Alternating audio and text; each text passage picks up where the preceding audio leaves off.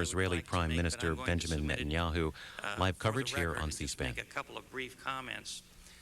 President Bush appeared before the United Nations today, and I think he made a very strong case for holding Saddam Hussein accountable for his actions and inactions. The President stated, and I think most of my colleagues and I saw this speech, the President stated in no uncertain terms that almost every one of the UN resolutions that had been agreed to by Saddam Hussein has been violated by him. I won't enumerate all of them, but I think the President made a very, very strong case. I know there's a lot of concern about the problems in the Middle East and Iraq and whether or not we should take military action to eliminate the threat by Saddam Hussein. And so today I hope that listening to one of the foremost experts on the Middle East, Benjamin Netanyahu, we'll be able to have a lot of those questions answered. I've had the privilege of meeting with Benjamin Netanyahu on a number of times, a number of occasions, and heard him speak on issues concerning the Middle East and in particular Iraq. And I am convinced he's one of the most knowledgeable people on this issue that I've had the pleasure to talk to. And with that, I want to welcome Mr. Netanyahu. I will now yield to Mr. KUCINICH, who is going to make an opening statement, I believe, on behalf of Mr. Waxman. Actually, Mr. Chairman, I'm making this statement on my behalf. Mr. Waxman, I think, will have a statement which his staff will submit for the record. Well, with that objection, we'll put it in the record. Thank you. I appreciate the Prime Minister's presence here today and his willingness to speak to our committee. It seems to me that, and to many others, that one of the largest threats that Israel faces is terrorism. Israelis have repeatedly been victims of the horrific tactics of terrorism and intimidation. A year ago, the United States truly felt the brunt of this tactic, but our nation has shown determination in bringing to justice those responsible for this attack. And as Prime Minister Netanyahu stated last year to this very committee on September 20th, 2001, at a meeting I was pleased to attend, there are many terrorist militants all over the region that continue to operate terrorist missions to attack the United States, Israel, and other nations. For the past few months, the rationale for linking Iraq and Saddam Hussein was supposed to link the terrorist attacks against the United States. Iraq, at this moment, to the best of our knowledge, does not harbor terrorists who threaten the United States. The U.S. administration recently admitted, after months and months of talk, that there's no evidence of Iraq being tied to September 11th. So one of the questions I hope that we can get to today is, why is the Iraq threat more severe now than ever before? One of the questions that's been raised is exactly what are the military capabilities of Iraq. Yesterday's Washington Post noted that senior intelligence officials did not have an up-to-date assessment of Iraq's nuclear, chemical, and biological weapons capacities. The administration so far has not presented credible evidence of a threat to the American people or this Congress. I wonder if Prime Minister Netanyahu will be able to present us with tangible evidence about Iraq's present nuclear, biological, and chemical weapons capabilities. Now, I believe that our nation should work with Israel to focus efforts to bring about a solution to the crisis in the Middle East between Israel and the Palestinians. I think the United States is in a role to serve as an honest broker in working with both parties to bring about a resolution of that very tragic condition. Diplomatic efforts, I believe, have not been fully examined in the case of Iraq. And while Iraq is in defiance of certain UN orders, no one can seem to prove to this point that Iraq poses an imminent threat to this country or to any other nation. If the real worry is that Iraq is seeking weapons of mass destruction and may in the future plan to use them against its neighbors and the United States, then it would follow that inspections need to resume. Inspections have been proven to be effective in the elimination of Iraq's weapons. This is called preventive diplomacy, not preventive war. Israel, I believe, would benefit considerably from a commencement in United Nations-led inspections in Iraq. If the threat that the U.S. and Israel face is the capability of Iraq to deliver weapons of mass destruction, if they have them and the ability to deliver, we should, of course, eliminate those weapons, find them, and dismantle them. But I would hope that as we proceed with the considerable intelligence of Mr. Netanyahu, that we not lose an opportunity to make still one more effort at trying to resolve our conditions of dispute with Iraq through the international community without the United States taking unilateral action and with an intention that we might be able to resolve this without resorting to war. I thank Mr. Netanyahu for being here, and I look forward to his testimony. Are there other members that wish to make an opening statement? Mr. Barr. Thank you, Mr. Chairman.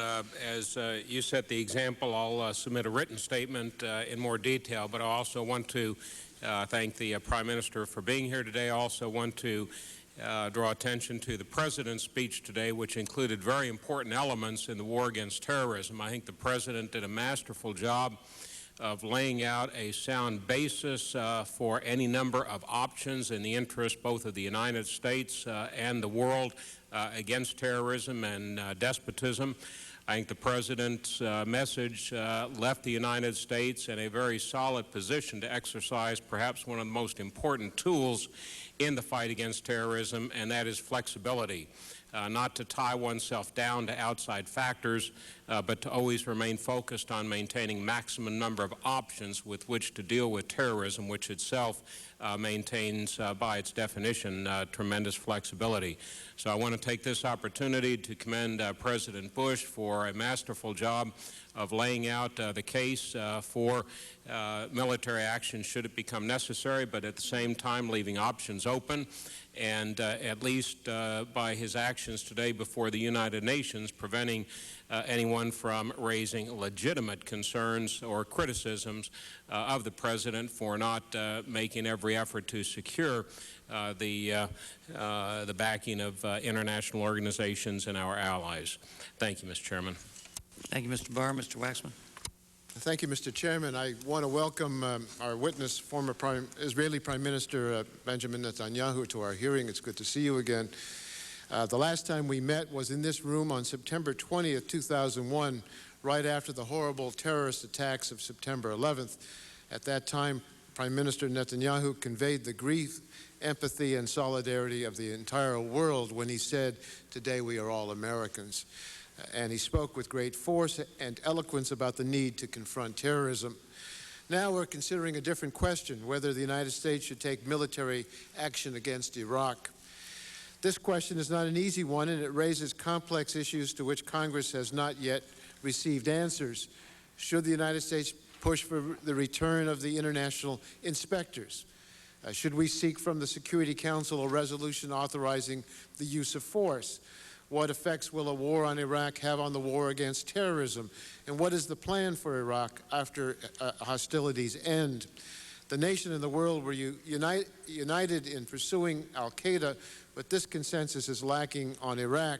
There are significant differences of opinion in the international community. There are differences of opinion within the United States. There are even differences of opinion within the Bush administration itself.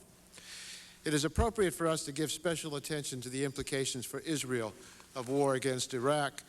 As the Gulf War demonstrated, Israel will most likely be the first target of an Iraqi regime bent on retaliation.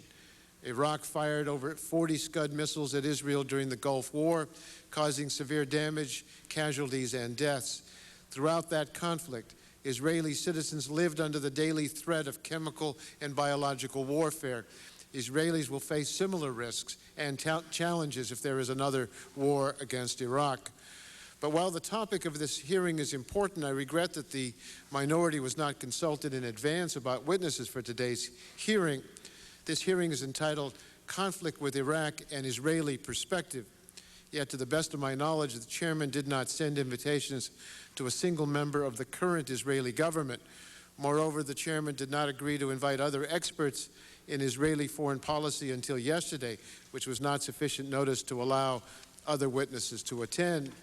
Although Mr. Netanyahu was indeed Prime Minister of Israel and is respected widely for his expertise, I'm sure he would agree that he represents his point of view, and maybe a point of view that's widespread, but it is one point of view. There are other witnesses as well that we should have before this committee. I wrote to Chairman Burton on Monday asking him to invite administration witnesses so that we could find out how the Bush administration plans on working with Israel and our allies in the region. But we have no witnesses from the administration. We also do not have witnesses who can testify about the implications of military action in Iraq on other countries in the Middle East. A military confrontation with Iraq may well be necessary, but it is a decision fraught with consequences for the United States, the Mideast, and the rest of the world. We need to hear the broadest possible spectrum of views so that we can make as an informed decision as possible about this vital issue. Thank you, Mr. Chairman. Connie, Ms. Morella. I will submit my full statement for the record, but I just wanted to welcome Prime Minister Netanyahu and point out what we all know, and that is today's hearing is a topic of central importance both to the American people and to the world. And it's necessary, I believe, that Congress debate the merits of an invasion of Iraq, learn the perspective of our allies, determine whether an imminent attack is the wisest course of action. And I do indeed have serious reservations about an attack, but I look forward to hearing from Prime Minister Netanyahu, particularly the ramifications for Israel. If we do not attack, what may happen to Israel? If we do attack, what may happen to Israel? And I yield back. Thank you. Thank you, Ms. Morella. Mr. Clay. Thank you for yielding, Mr. Chairman. I, too, will deliver an abbreviated opening statement and submit in its entirety to the record. I, too, would like to welcome our distinguished guest, former Prime Minister Netanyahu, to this panel. I certainly appreciate having your perspective on this highly contentious issue, the conflict with Iraq. This issue has spawned many different points of view. There is, however, a consensus that exists between our two countries. We both believe, without question, that Saddam Hussein must be removed. Saddam's continued existence in the region serves to further aggravate an opportunity for real peace and cooperation between Israel and its Arab neighbors. I realize that for the present moment, many questions still remain unanswered. Prime Minister Netanyahu, I am very interested to learn your opinion on how a new Iraqi regime might be different from the one that is currently in place. Additionally, I am interested in knowing your thoughts about the impact of regional destabilization and the potential loss of additional American and Israeli lives. And Mr. Chairman, I ask unanimous consent to submit my statement into the record. Thank you, Mr. Clay. Without objection, so ordered. Are there further statements by Mr. MICA? It's nice to see you, Mr. MICA. Thank you, Mr. Chairman. It's good, always good to be with you, and welcome former Prime Minister Netanyahu. Just a very brief statement that while I welcome Prime Minister's advice and counsel, I think that we all need to remember that it's the responsibility under the Constitution of the United States for the President of the United States to make a decision in our national security. Now, I know war does require some advice and consent of the Congress, but we have to remember what we're dealing with here is someone who has gassed his own population, someone that a little over a decade ago lobbed missiles into Israel, killing people, and at that time he didn't have the technology. At that time he didn't have the technology that he may have today. And whether it's delivered by a missile or some other means, we've seen that his goal is to destroy destroy not only Israelis, but destroy world peace in the United States in the process. So I think it's time that we get a little starch in our spines and realize the threat that we face, that we back the President of the United States. It's nice to have this discussion, but only he is provided with the intelligence and the information on proceeding, and he should make that decision, and we should support that decision. At Memorial Day, I visited Europe and followed the President through the graves at Normandy and visited other of our cemeteries. The landscape of Europe is littered with American dead who've gone in to bail out our weak-kneed allies who've slept while there have been holocausts, who've delayed taking action when others have been slaughtered. And I don't think this is the time. We know the terrorists weren't interested in killing 2,800 in the World Trade Center. They wanted to kill 28,000 in each tower. And again, it's nice to have this debate, this discussion, but I think we need to back the President of the United States, and I would strongly support his action based on what we now know to go after Saddam Hussein. Thank you, and yield back. Thank you, Mr. MICA. Mr. Turner. Thank you, Mr. Chairman. I simply want to welcome the Prime Minister to this committee. You've been here before, and I had the opportunity to visit with you in Jerusalem shortly after you assumed the position of Prime Minister. We always welcome your input and your counsel, and I admire you greatly for your advocacy of democracy, which I've heard you speak of on many occasions. So thank you for being with us. Thank you, Mr. Turner. Since that was so short, we'll go to Mr. Tierney if he has an opening comment. Mr. Tierney. Thank you, Mr. Chairman. I'm going to forego my remarks and just welcome the witness here and thank him for his time and his perspective on that. And I know that these hearings, I suspect, will be broadened out. We'll hear other perspectives also that we'll all benefit from. Thank you. Thank you, Mr. Tierney. Any other comments on our side? I apologize, Mr. Chairman. I wasn't going to make a statement, and I'll still try to be brief. I certainly want to add my words of welcome to the former Prime Minister. As I hope you can tell, sir, you have many admirers, amongst whom I count myself, and many, many admirers as well for the great spirit and the great determination of the Israeli people. As you've also probably heard, we have some disagreements on some of the particulars that lie behind this issue and why we are particularly interested in hearing your comments and your very unique perspective and expertise. And I'm just going to make a simple request of my colleagues. All of us who have the honor of serving here, of course, are very busy. But I've heard some remarks here today about what we do and what we don't know, about what are allegations and what are not. I had an opportunity this morning to go to a meeting with some other members where we were given a document that I see is amongst those in our briefing booklets here today. And it's the backgrounder that the administration put out, a decade of deception and defiance, that I think every member, as we face this weighty issue, would serve themselves and their nation well by reviewing very carefully, because as you look through it, it details, not based on supposition, not based on unconfirmed intelligence reports, not based upon opinion, but based upon a very clear record of deception, a very clear record of the kinds of capabilities that we know for a fact, confirmed by the United Nations, that Saddam Hussein has developed. It confirms the enormous amounts of armaments, of chemical weapons, and precursors that are unaccounted for and that any reasonable person would have to assume are still in existence.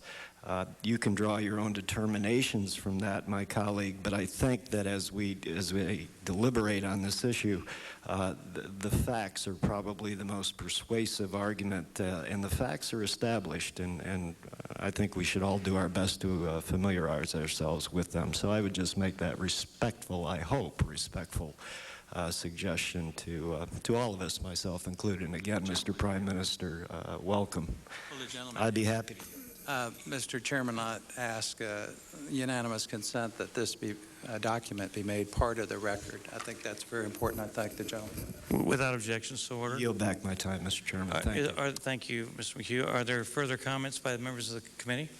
If not, it was asked of me how this meeting came about, and I was in Israel last week. I had the opportunity to talk, along with my colleagues in our CODEL, with Shimon Peres, the foreign minister, as well as Mr. Netanyahu. And I would like maybe the former prime minister to comment on this, but it was my impression, and I think the impression of my colleagues, both Democrat, Republicans, and independents who were on the trip with us, that there is, while Likud and Labor do have differences of opinion, they seem to be of one mind regarding the threat that emanates from Iraq regarding Saddam Hussein. And so if you would illuminate on that, Mr. Netanyahu, I'd appreciate it. And with that, you're welcome to address the committee. Is your mic on, sir?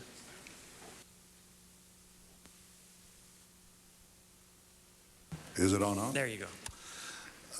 Thank you, Chairman Burton. It's a pleasure being with all of you, and I appreciate the thoughtful remarks and thoughtful questions from all of you distinguished representatives. I will try to address your questions in the course of my opening remarks and in the question and answer session that will follow it, because I think they're valid and important, all of them. And they need, I think the world needs, this discussion and other discussions that will be taking place in this capital of liberty. Last year, a few days after September 11th, I was given the privilege of appearing before this committee to discuss the issue of terrorism. But I have to tell you that had I been given the opportunity to speak before September 11th, I believe I would have offered pretty much the same suggestions about how the war on terrorism should be fought and how it can be won. I would have pointed out that the key to defeating terrorism lies in deterring and destroying the regimes that harbor, abet, and aid terror. I would have argued that to root out terror, the entire network of terror, that is a network that consists of some half a dozen terrorist regimes and some 24 terror organizations affiliated with them, that this entire terror network had to be brought down. And most important, I would have warned that the greatest danger facing our world is the ominous possibility that any part of this terror network would acquire nuclear weapons. Now, I have to be candid and say that even had I presented my views in the most coherent and persuasive fashion, I have no doubt that some of you, and perhaps most of you, would have regarded them as exaggerated and even alarmist. But then came September 11th, and fiction turned into fact, and the unimaginable became real. That single day of horror alerted most Americans to the grave dangers that are now facing our world. And many Americans understand today that had Al-Qaeda possessed nuclear weapons last September, then the city of New York would not exist today. And they realized that we could all have spent yesterday grieving not for thousands of dead, but for millions. But for others around the world, I suppose the power of imagination is not so acute. It appears that some people will have to once again see the unimaginable in front of their eyes before they are willing to do what must be done. Because how else can one explain the violent opposition, the insistent opposition to President Bush's plan to dismantle Saddam Hussein's regime?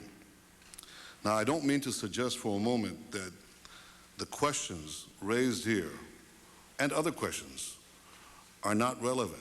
That is, that there aren't legitimate questions about a potential operation against Iraq. Indeed, there are. But the question of whether removing Saddam's regime is itself legitimate is not one of them. And equally immaterial in my mind is the argument that America cannot oust Saddam without prior approval of the international community. Because this is a ruler who is rapidly expanding his arsenal of biological and chemical weapons. This is a dictator who has used these weapons of mass destruction against his subjects and his neighbors. And this is a tyrant who is feverishly trying to acquire nuclear weapons. The dangers posed by a nuclear-armed Saddam were understood by my country 2 decades ago, well before September 11th. In 1981, the late Prime Minister of Israel, Menachem Begin, dispatched the Israeli Air Force on a pre-dawn raid that destroyed the Iraqi nuclear reactor at Osirak. This probably took place months away from Saddam's ability to assemble the critical mass of plutonium for the first atomic bomb, or more than one.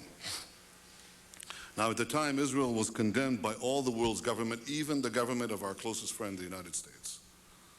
But I think that over time, history has rendered a far kinder judgment on that act of unquestionable foresight and unmistakable courage. And I believe that it is history's judgment that should inform our own judgment today.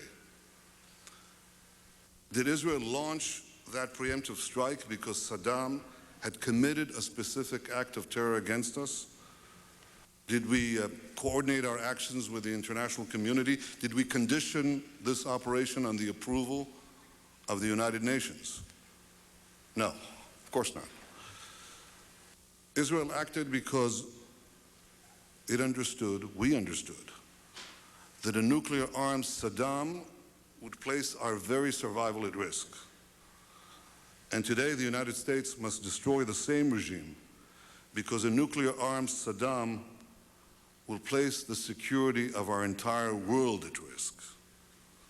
And make no mistake about it, if and once Saddam has nuclear weapons, the terror network will have nuclear weapons. And once the terror network has nuclear weapons, it is only a matter of time before those weapons will be used.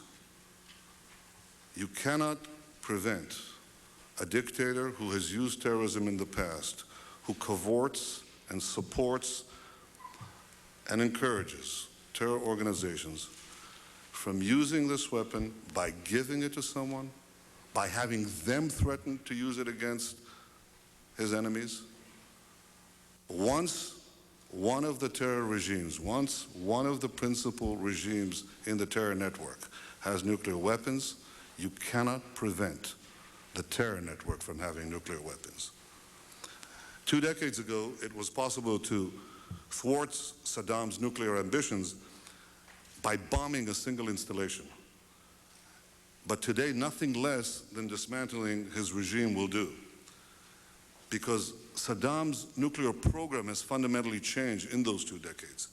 He no longer needs one large reactor to produce the deadly material necessary for atomic bombs. He can produce it in centrifuges the size of washing machines that can be hidden throughout the country. And I want to remind you that Iraq is a very big country. It is not the size of Monte Carlo. It is a big country. And I believe that even free and unfettered inspections will not uncover these portable manufacturing sites of mass death. So knowing this, I ask all the governments and others who oppose or question the president's plan to look at it from the other end of the logic. Do you believe that action can be taken against Saddam only after he builds nuclear bombs and uses them? And do the various critics, especially overseas, believe that a clear connection between Saddam and September 11th must be established before we have a right to prevent the next September 11th. Well, I think not. I'll try to give an analogy. All analogies are imperfect, but here is one. If you try to defeat the mafia, you don't just go after the foot soldiers who carried out the last attack, or even stop with the apprehension of the particular Don who sent them. You go after the entire network of organized crime, all the families, all the organizations, all of them. Well, likewise, if you intend to defeat terror, you don't just go after the terrorists who carried out the last attack, or even the particular regime that sent them. You go after the entire network of terror, all the regimes that support terror, all the organizations that they harbor, all of them. And doing this always entails the need to act before additional attacks are carried out. When the security of a nation is endangered, a responsible government has to take the actions that are necessary to protect its citizens and eliminate the threat that confronts them. And sometimes this requires preemption. I have to say that in the history of democracies, preemption has been, in my mind, the most difficult choice for leaders to make. Because at the time of the decision, you could never prove the critics wrong. You could never show them the great catastrophe that was avoided by preemptive action. And yet we now know that had the democracies taken preemptive action to bring down Hitler in the 1930s, the worst horrors in history could have been avoided.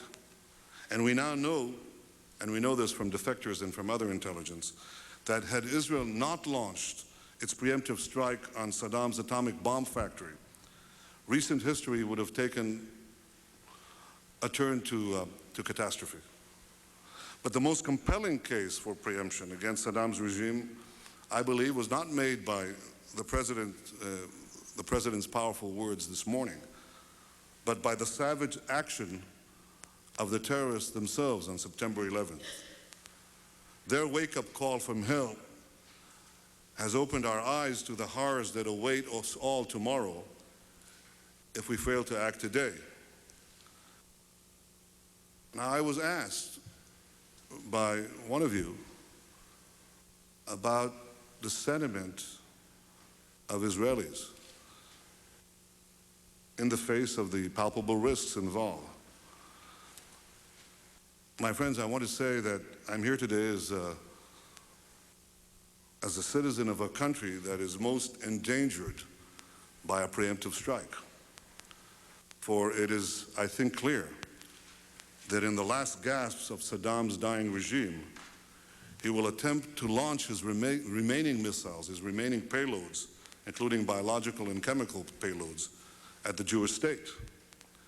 And though I'm speaking here today as a private citizen, I believe and I know that I speak and reflect the sentiment of not just the majority, but the overwhelming majority of Israelis in supporting a preemptive strike against Saddam's regime. And this cuts across political lines in Israel.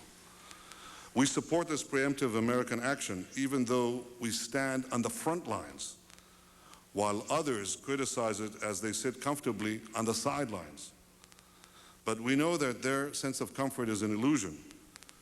For if action is not taken now, we will all be threatened by a much greater peril.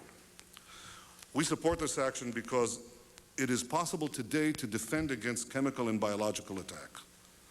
We have gas masks, they're available. We have vaccinations, they're available.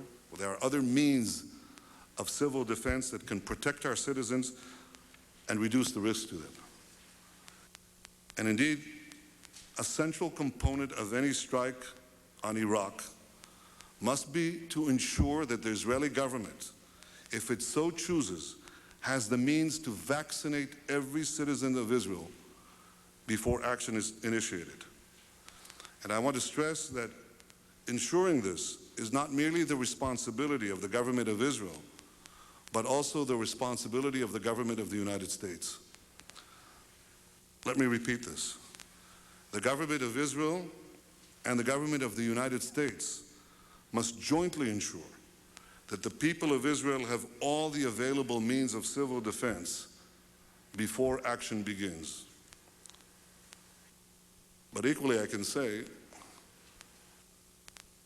that no gas mask and no vaccine can protect against nuclear weapons. Science hasn't yet invented such a device. And this is why regimes that have no compunction about using weapons of mass destruction and will not hesitate to give these weapons to their terror proxies must never be allowed to acquire nuclear weapons. These regimes must be brought down before they possess the power to bring us all down. If a preemptive action will be supported by a broad coalition of free countries in the United Nations, all the better. But if such support is not forthcoming, then the United States must be prepared to act without it.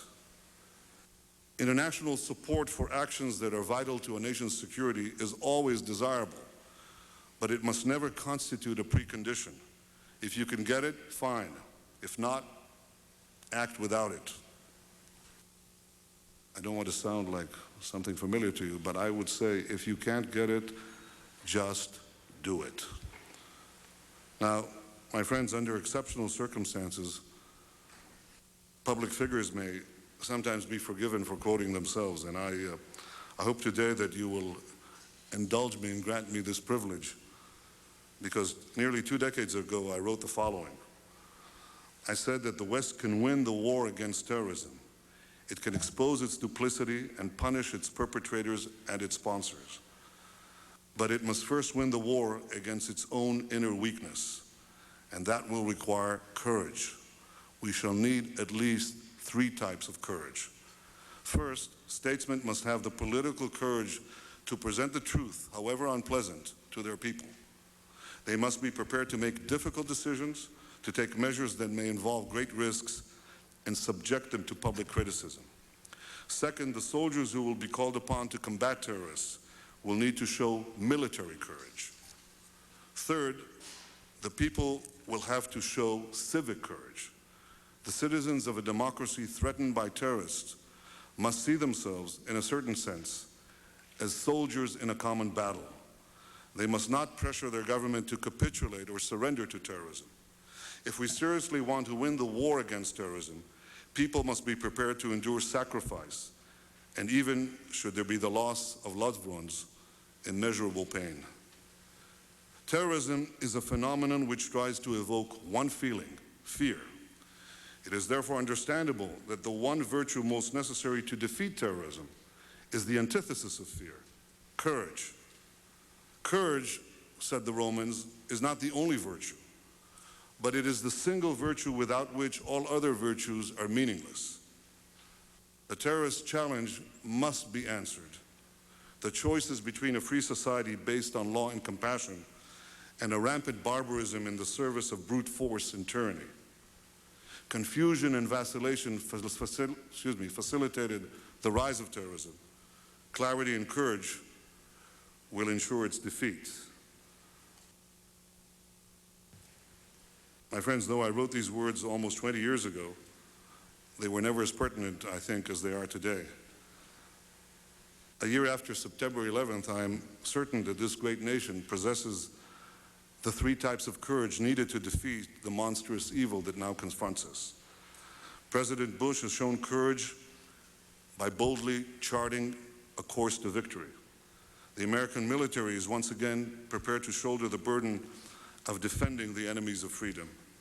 And most of all, the American people have summoned the necessary courage to fight back and to win.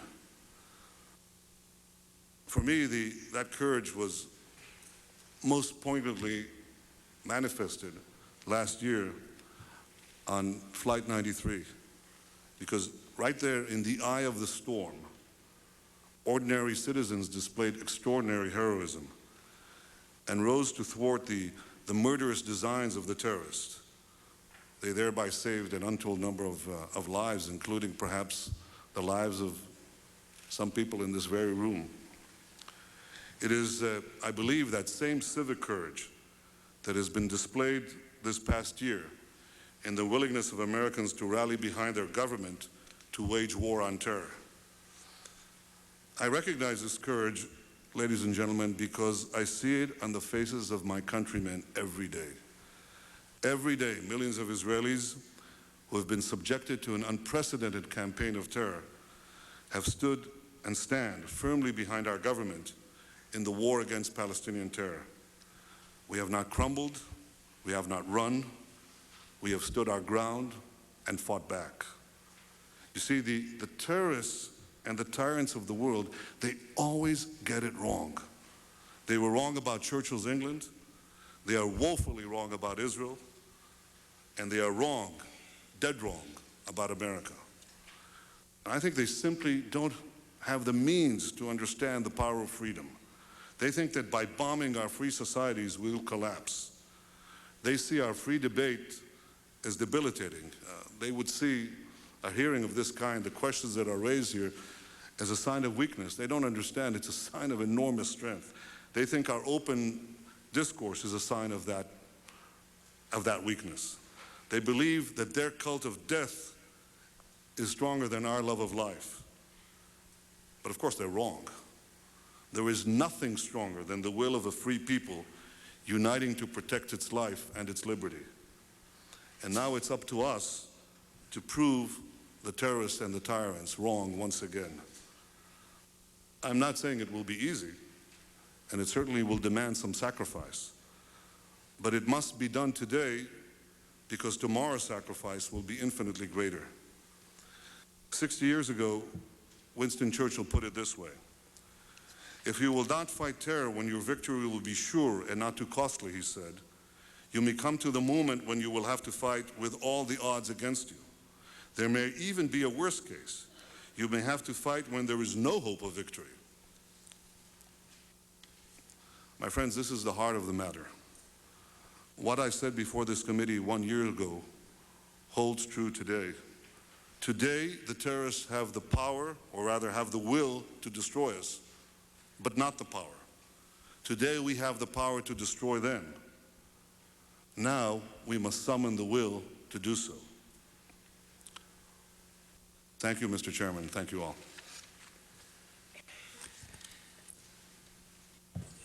You know, Mr. Netanyahu, in the late 30s, the Churchill voice was a voice in the wilderness, and all the world, including the Prime Minister of Great Britain, didn't buy it.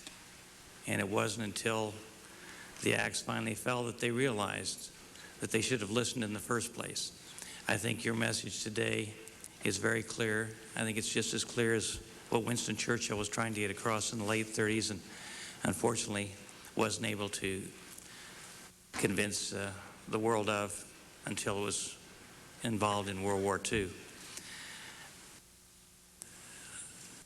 I think your statement, which is very eloquent, boils down to one thing, and that is, do we react to another attack on America after hundreds of thousands or millions of lives have been lost, or do we preempt that kind of action from happening in the first place? And I think you made a very strong case today that we should support President Bush and respond before it happens. There are many of my colleagues, many of the people in this country that say, you know, to declare war on Iraq would be a mistake, and we should wait and check and wait and check. But we are at war. 3,000 people lost their lives last September the 11th at the Pentagon in Pennsylvania and at the World Trade Center. And we're at war. And I think people tend to forget that. We're not waiting for a war to begin. We're at war right now.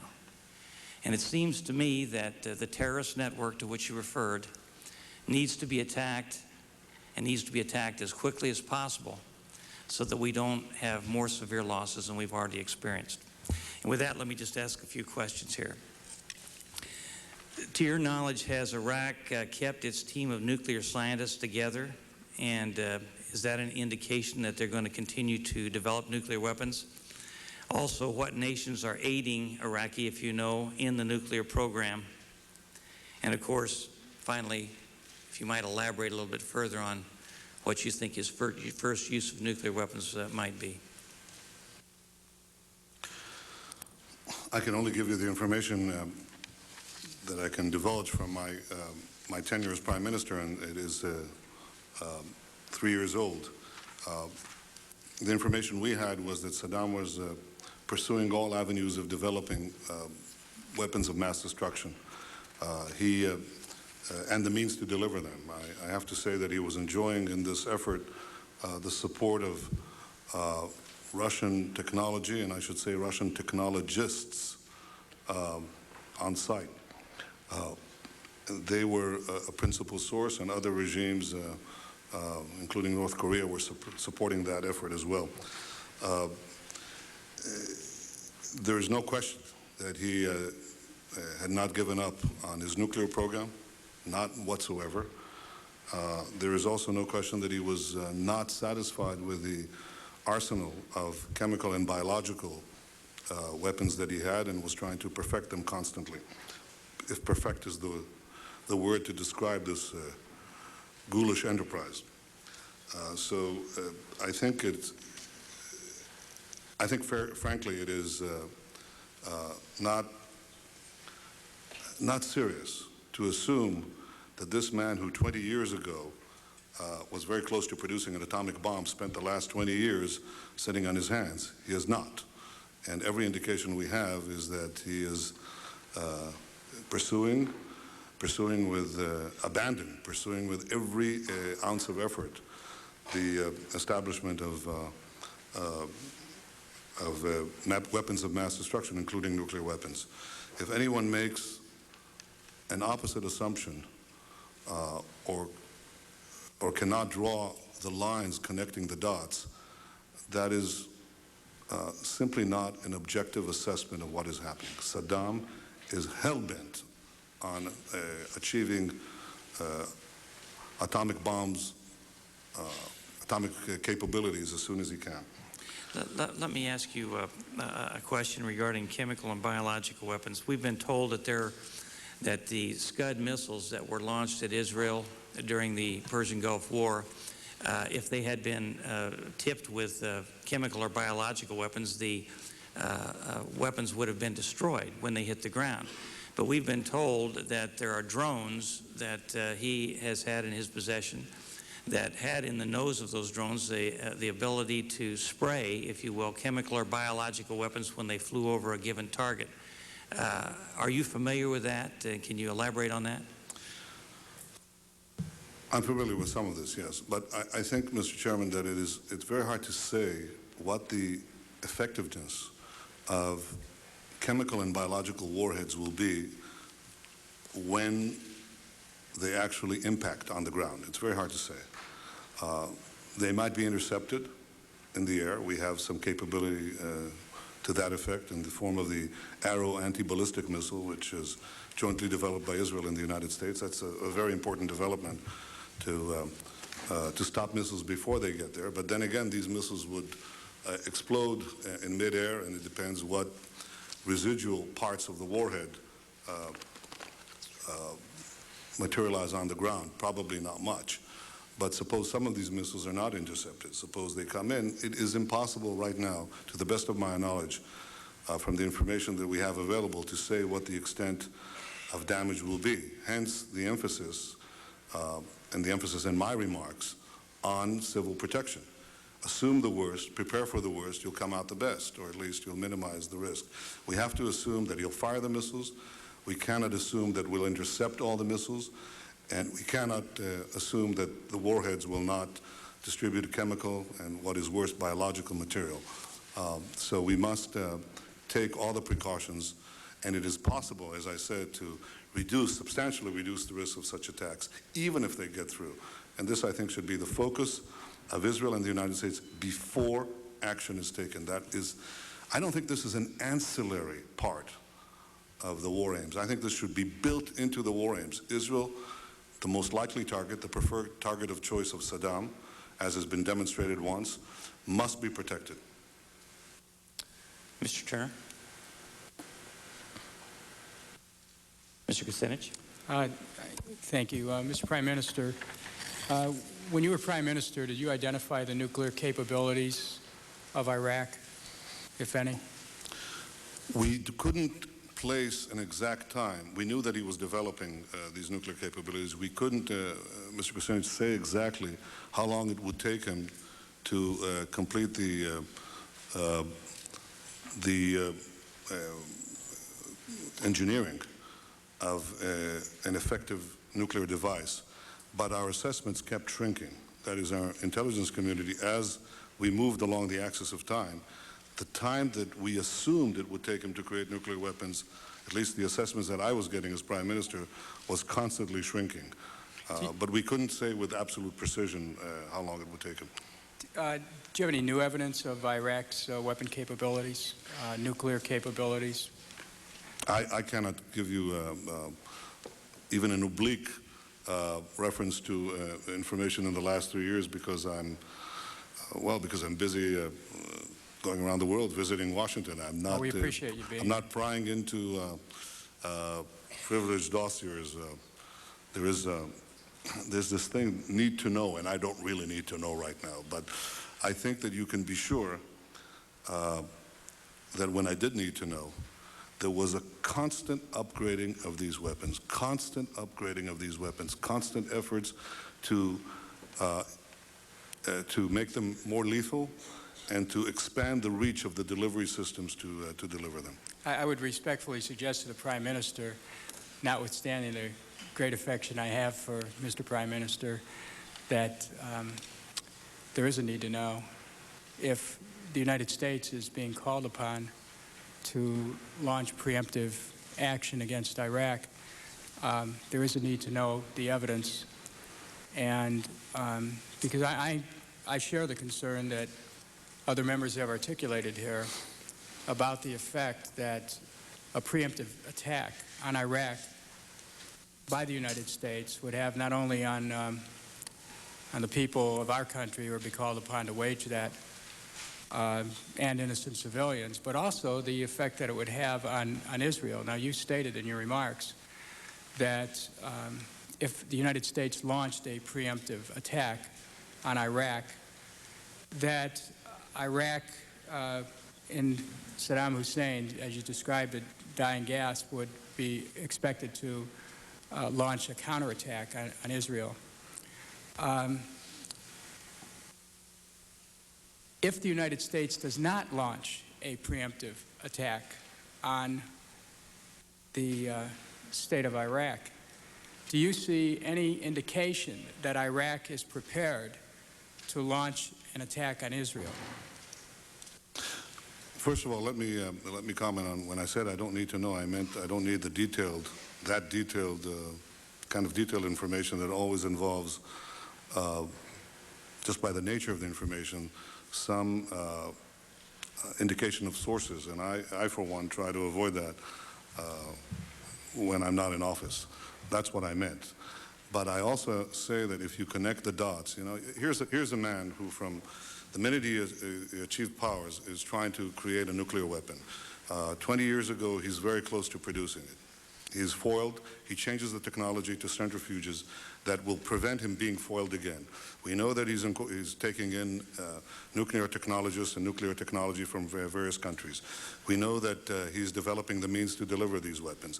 We have defectors who describe how committed he is to this above all else. So we have all these dots, and we say, well, we don't know exactly what is happening. You know, it's like you're about to see somebody plunge the knife into someone. You're looking through a keyhole. You followed a murderer. You know that he's suspected of, he's already killed a few people, and you see him trailing somebody, and you're trailing him. You go, he shuts the door. You're looking through the keyhole, and you see him grasping the throat of this person, raising the knife, and then the light goes out, and the next thing you know is a body is found. And you can say, well, you know, I didn't actually see him on flagrante in the act, if you will. But I think, Mr. Kucinich, that it is simply not reflecting the reality to assume that Saddam isn't feverishly working to develop nuclear weapons as we speak. The question I had, though, do you have any indication that Saddam Hussein is going to attack Israel? Oh, if he will attack Israel. Absent a preemptive launch by the United States. I think it's, I cannot tell you that he will attack Israel at a particular time. I think what you have to assume, and this is a fair assumption, that he doesn't have to necessarily directly attack Israel. What you can do, what these people do, for example, the Taliban regime didn't directly attack the United States. It harbored a terrorist group that did the job for them. The Taliban regime did not have its intelligence officers casing the joint, so to speak. Somebody else did it for them. If Saddam has a nuclear weapon, he could use it to threaten or to actually detonate a nuclear regime directly or indirectly. He doesn't have to necessarily do it and undertake the risk of response by Israel or by anyone else. And this is precisely the problem. The problem is you're not dealing with Iraq alone. You're dealing with a terror network. You're dealing with a system where you have proxies. We now live in a world where these regimes have proxies. Well, you know, I know my time's run out. I just, Mr. Netanyahu, thank you. I just want to ask one last question, and that is, you talked about a network of terror. Are there any other nations that you would recommend that the United States launch preemptive attacks upon at this point? No, the issue is not, first of all, are there other nations that are developing nuclear weapons? Yes. Should we launch any other preemptive attacks? First, let me say what they are, and then let me make a suggestion how to proceed. Thank you. The answer is categorically yes. The two nations that are vying, competing with each other, who will be the first to achieve nuclear weapons, is Iraq and Iran. And Iran, by the way, is also outpacing Iraq in the development of ballistic missile systems that they hope will reach the eastern seaboard of the United States within 15 years. So I guess that doesn't include California, but includes Washington. But what it does, a third nation, by the way, is Libya as well. Libya is, while no one is watching, under the cloak, is trying very rapidly to build an atomic bomb capability. So you have here now three nations. Not surprisingly, all three have been implicated in the past in terrorist activity using the clandestine means of terror and proxies. Now, the question that you ask, I think, is vital. It's important, and that is, what do you do about it? You can fight all of them. You have to dismantle the network, and the question is, do you dismantle all of it at once? No, you didn't. The first thing you did in facing after the wake-up call on September 11th was that you took on the first regime, the obvious regime that had directly perpetrated that catastrophe. You removed the Taliban regime and you scattered al-Qaeda, although it has not been completely destroyed yet. Now the question is, what's your next step? Knowing that three of these nations are developing nuclear weapons. This is not a hypothesis. It is fact. Iraq, Iran, and Libya are racing to develop nuclear weapons. So now what is the next step? I believe that the next step is to choose. It's not a question of whether you have to take action, choose the right one. but what kind of action and against whom. I think of the three, Saddam is probably in many ways a linchpin, because it is possible to take out this regime with military action, and the reverberations of what happens with the collapse of Saddam's regime could very well create an implosion in a neighboring regime like Iran, for the simple reason that Iran has, I don't want to say a middle class, but it has a very large population that that might bring down the regime just as it brought down the Shah's regime. So I think that the choice of going after Iraq is like removing a brick that holds a lot of other bricks and might cause this structure to crumble. It is not guaranteed. The assumption of regime removal in Iraq, an implosion in Iran, an implosion in Libya is an assumption. It is not guaranteed. But if I had to choose, should there be military action first against Iraq or first against Iran, I would choose exactly what the president has chosen, to go after Iraq. Who would you choose second? I would wait and see what the effects are, and I think that the effects could be quite mighty and startling. This region, the political culture in this region is not one, and in these society, is not one of respecting force. It is worshiping force and the determination and resolution of the United States in applying it. I think that this could have beneficial effects that might preclude the application of further military action. I'm not saying that you should disavow it from the start, but I'm saying that the more resolutely and quickly you act now, the more victories you gain up front, the more victories you might end up gaining later without the need to apply such overt military power. Mr. Horn. Thank you, Mr. Chairman, and thank you. We have seen you in Israel and we've seen you here, and you are very rational about these issues. So I'd like to ask a couple of things. You have a peace movement in Israel. We have peace movements in the United States. And we talk about inspectors that might do something if Saddam does let us in. Could you tell me what you would tell those people in both Israel and the United States? Are they just naive or what? A lot of them mean very well, I'm sure, but that doesn't solve the problem. Well, I think there's a confluence of opinion right now in Israel, Mr. Horn. I think there's been a sea change in opinion in Israel in the last 2 years. There was never a peace camp because the entire country was united in the desire for peace, but there were different ideas on how to achieve it. The idea that animated Oslo was that the peace with our Palestinian neighbors would be achieved not by the traditional method of deterrence, which is what I think you can do with a dictatorial society opposite you, a dictatorial regime. It was based on the idea that you could develop trust with a dictatorship and forego deterrence.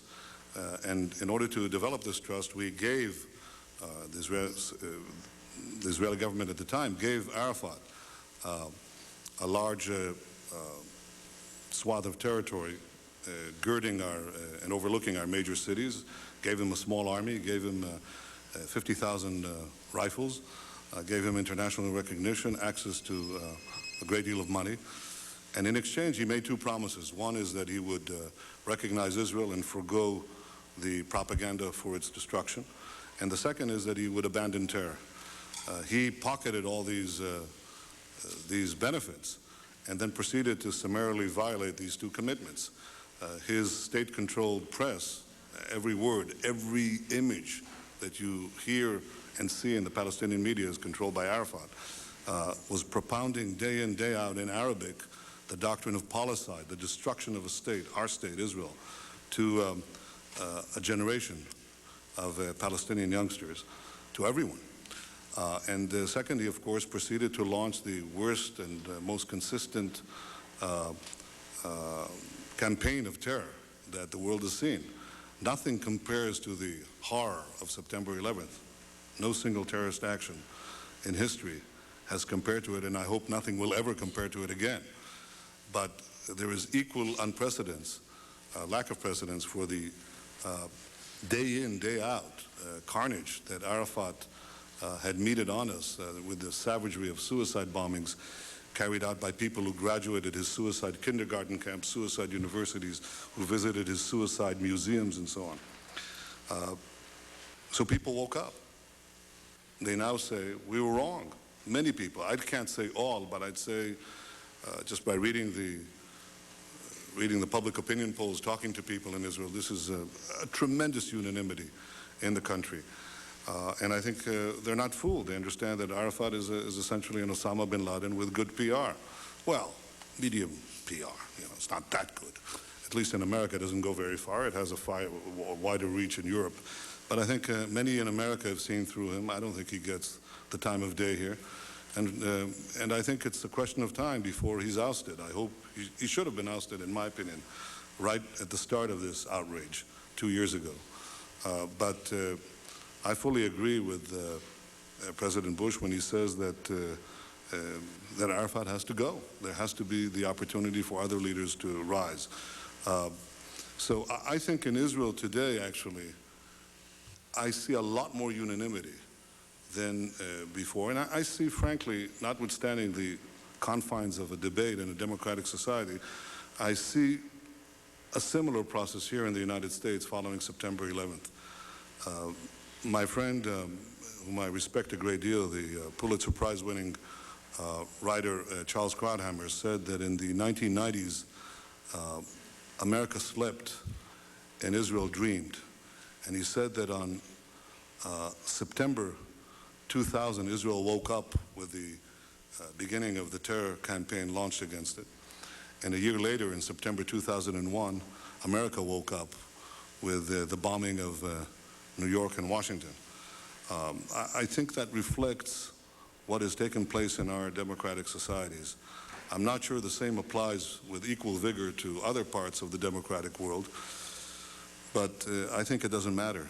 Europe never had a stellar record in understanding global threats to Europe itself, and acting in time to thwart them.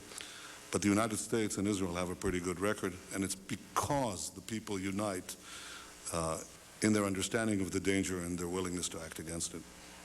What do you think of the inspector's approach? Did it do much before? He just moves things around. It did some, but it's a cat and mouse game, and he's the cat, and he's successful cat.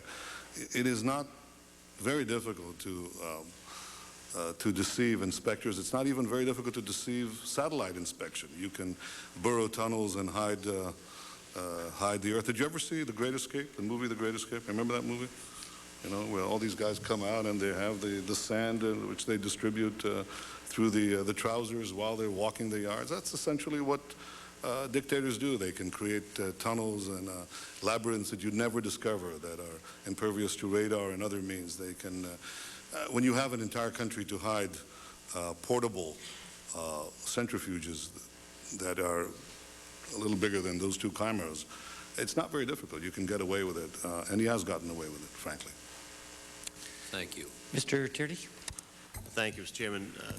Sir, I just want to revisit something that Mr. Kucinich brought up earlier. Now, I think you mentioned in your own comments that Iran is much more further along the path on throw power or ability to move a nuclear or other rocket toward the United States than is Iraq. Am I right? More developed than Iraq, than Iraq, yes. Right. But Iraq is trying to catch up. Well, we also know that there is speculation that Iran may have nuclear weapons or be moving much further along, but we know that Iraq, in fact, is still floundering around looking for materials in order to move in that direction. Right. I don't know that Iran has nuclear weapons. Okay. No, I don't think any of us do, but there's speculation on that. But we know, at least as certain as we can possibly know, that Iraq is still looking for some materials in order to try to get to that point. Mm-hmm. Right. We have information, it is reported in the Washington Post and other papers, that Iran shelters dozens of al-Qaeda fighters, identifying the cities of Mashhad and Zabul, if I'm saying that properly. Yet we have the administration telling us they don't have any firm evidence that there's any connection between al-Qaeda or the acts of September 11th in Iraq.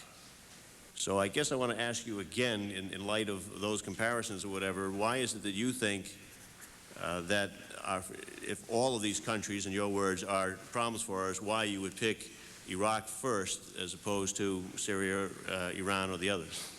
Well, I think that it's not the first, it's the second. The first one was the Taliban. Now the question is, what is the second? I think... Well, excuse me one second. You're making a connection between the Taliban and Iraq? Yes, I am. I'm saying that if you look at those who harbor terrorists and those who support terrorists... I guess I was looking for a connection between September 11th and my understanding why we went to the Taliban is there was a connection there. They were harboring somebody that we believed did the act on September 11th. Yes, that's the first reason why you did it. Now you're going to take me from September 11th to Iraq somehow? Yes, but I'm saying something else. I'm saying the connection is not whether Iraq was directly connected to September 11th, but how do you prevent the next September 11th? That is, you have here a system or a subset of the international system that simply disavows any constraints on the use of power. It has fueled these handful of regimes and the terrorist organizations that they harbor are fueled by a terrible anti-Western zealotry, a militancy that knows no bounds, doesn't respect any force, knows no limits to the use of power. And one would be Iran, you said? One is Iran, one is Iraq. More nuclear capacity, more rocket capacity than Iraq, and harbors al-Qaeda people, or at least... Yes. Now the question you have is this. The question you have is this. This is now a question of not of values. Obviously, we like to see a regime change, at least I would, in Iran, just as I would like to see in Iraq. The question now is a practical question. What is the best place to proceed? It's not a question of whether Iraq's regime should be taken out, but when should it be taken out? It's not a question of whether you'd like to see a regime change in Iran, but how to achieve it. Iran has something that Iraq doesn't have. Iran has, for example, 250,000 satellite dishes. It has internet use. I once said to the heads of the CIA when I was prime minister that if you want to advance regime change in Iran, you don't have to go through the CIA cloak and dagger stuff. What you want to do is take very large, very strong transponders and just beam Melrose Place and Beverly Hills 2050 and all that into Tehran and into Iran, because that is subversive stuff. They watch it, the young kids watch it, the young people, they want to have the same nice clothes at the same houses and swimming pools and so on. And that is something that is available in internal forces of dissension that are available in Iran, which is paradoxically probably the most open society in that part of the world. It is a lot more open than Iraq, which is probably the most closed society on earth. And therefore you have no ability to foment this kind of dynamic inside Iraq. So the question now is, choose. You can beam Melrose Place, but it may take a long time. On the other hand, if you take out Saddam's regime, I guarantee you that it will have enormous positive reverberations on the region. And I think that people sitting right next door in Iran, young people, and many others will say, the time of such regimes, of such despots, is gone. There is a new age, something new is happening. And that is speculation on your part, or you have some evidence to that effect? You know, I was asked the same question in 1986. I had written a book in which I had said that the way to deal with terrorist regimes, well, with terror, was to deal with the terrorist regimes. And the way to deal with the terrorist regimes, among other things, was to apply military force against them. The way we did in Afghanistan. The way, for example, I want to answer your question. Well, I guess I'm running out of time, so I quickly was trying to get there. We've done, I think, what you proposed in Afghanistan, yet I haven't seen that sort of neighborhood effect. Well, I think there's been an enormous effect. The effect was, we were told that there would be a contrary effect. First of all, people said that there would be tens of thousands of people streaming into Afghanistan, zealots who would be outraged by America's action, and this would produce a counter-reaction in the Arab world. But I think you're not saying that when you take an action like we did in Afghanistan, we're going to see all the other countries just fold. No, what we saw is something else. First of all, we saw everybody streaming out of Afghanistan. The second thing we saw is all the Arab countries and many Muslim countries trying to side with America, trying to be okay with America. The application of power is the most important thing in winning the war on terrorism. If I had to say, what are the three principles of winning the war on terror? It's like, what are the three principles of real estate, the three L's, location, location, location? The three principles of winning the war on terror are the three W's, winning, winning, and winning.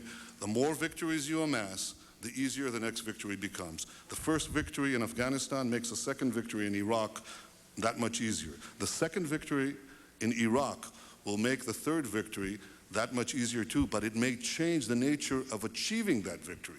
It may be possible to have implosions taking place. I don't guarantee it, Mr. Attorney, but I think it makes it more likely, and therefore I think the choice of Iraq is a good choice. It's the right choice. Yeah. Ms. Barella? Yes, thanks, Mr. Chairman. Right.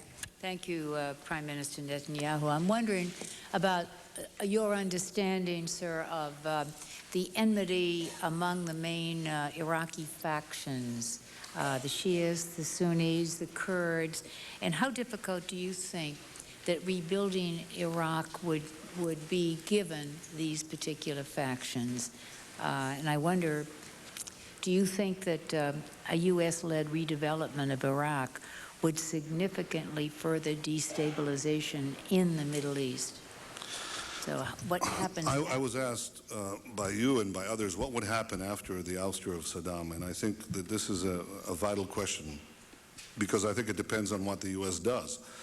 If the U.S. merely goes in, throws out Saddam, and walks away, I think it will miss an important opportunity and actually not affect the true meaning of regime change. When I use the word regime change, I mean those words in their most fundamental meaning. Regime change the nature of the regime. That is, not replace one dictator with another, but replace dictatorship with democracy, or at least with democratization. This is the great opportunity that would be afforded to the Middle East, to the prospects of peace and development, to the Iraqi people themselves, and to others. That is, if the United States, after ousting Saddam, seeks to advance a democratized Iraq, couples those political goals with an economic package to rebuild the infrastructure of Iraq, to advance it, to create small business grants and loans, to create the spirit of entrepreneurship that very much characterized Iraq for many, many decades, actually for many centuries, then Iraq could be transformed. It may not be and may not become a Western democracy. I'm not Pollyannish about it.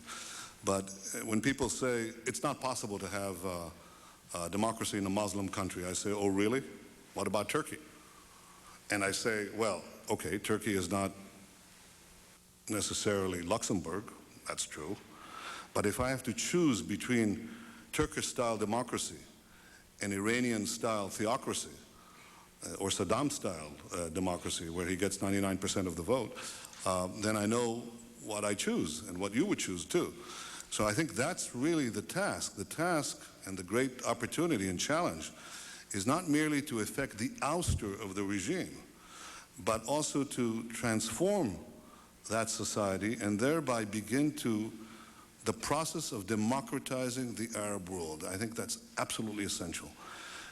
And I think we can draw lessons, Congressman Morella, from the struggle that the democracies led by the United States waged against another unreformed despotism with a militancy that knew no bounds to the use of force. I'm talking about, of course, the battle against Hitlerism. Now, America, the first thing it said was, we have to oust Hitler. They didn't say, what will happen afterwards? How will we deal with Germany? Will it, all the questions that come to mind later, they never asked that. Because the first thing, the danger, the palpable danger of this regime and that particular regime acquiring nuclear weapons was in their minds, and the threat to our civilization was in their minds. So first he had to go. But they didn't stop there. They went in there. They imposed actually limitations on German sovereignty, some of which last to this very day. They put in the Marshall Plan. They had democratic elections, a transition to the permanent democratic political system that we have in Germany today. And now, 5, 6 decades later, when you ask, what is the protection against the reemergence of neo-Nazism, of a new Hitler in Germany? It is not American tanks. It is not NATO soldiers. It is German democracy. There are neo-Nazis there, but they're simply washed away by democracy. We have a situation where the Arab world is cloistered. It doesn't have that ventilation. It has to choose between Saddam and the Ayatollahs, between Arafat and the Hamas. And I think that the greatest achievement, the greatest change would take place, and the greatest long-term protection against the return of another Saddam, another bin Laden, another Mullah Omar, and after Arafat is ousted, another Arafat. I think the greatest protection is to ventilate these societies with the winds of freedom. Democracy, or if I want to be realistic, democratization, coupled with an economic package. I think that should be the step afterwards in Iraq, and I think it would actually stabilize Iraq. It might send a message, I think it will, to neighboring Iran, to neighboring Syria, and the people will wake up and they'll say, we can have a real life. We can have choice. Our children can have a future. That's not a bad idea. But can we do it alone? Yeah, if you want to, you could do it alone, but I don't think you will do it alone, frankly. I think that You won't do it alone for the simple reason that in these circumstances, when you lead, others will follow. If you wait for them to join you, you'll never lead and they won't follow. Lead, they'll follow. Mr. Clay. Thank you, Mr. Chairman. Mr. Netanyahu, you said earlier that you didn't like to be quoted, but I'm going to quote you from a speech you gave before a Senate committee in April. Quote, clearly the urgent need to topple Saddam is paramount. The commitment of America and Britain to dismantle this terrorist dictatorship before it obtains nuclear weapons deserves the unconditional support of all sane governments.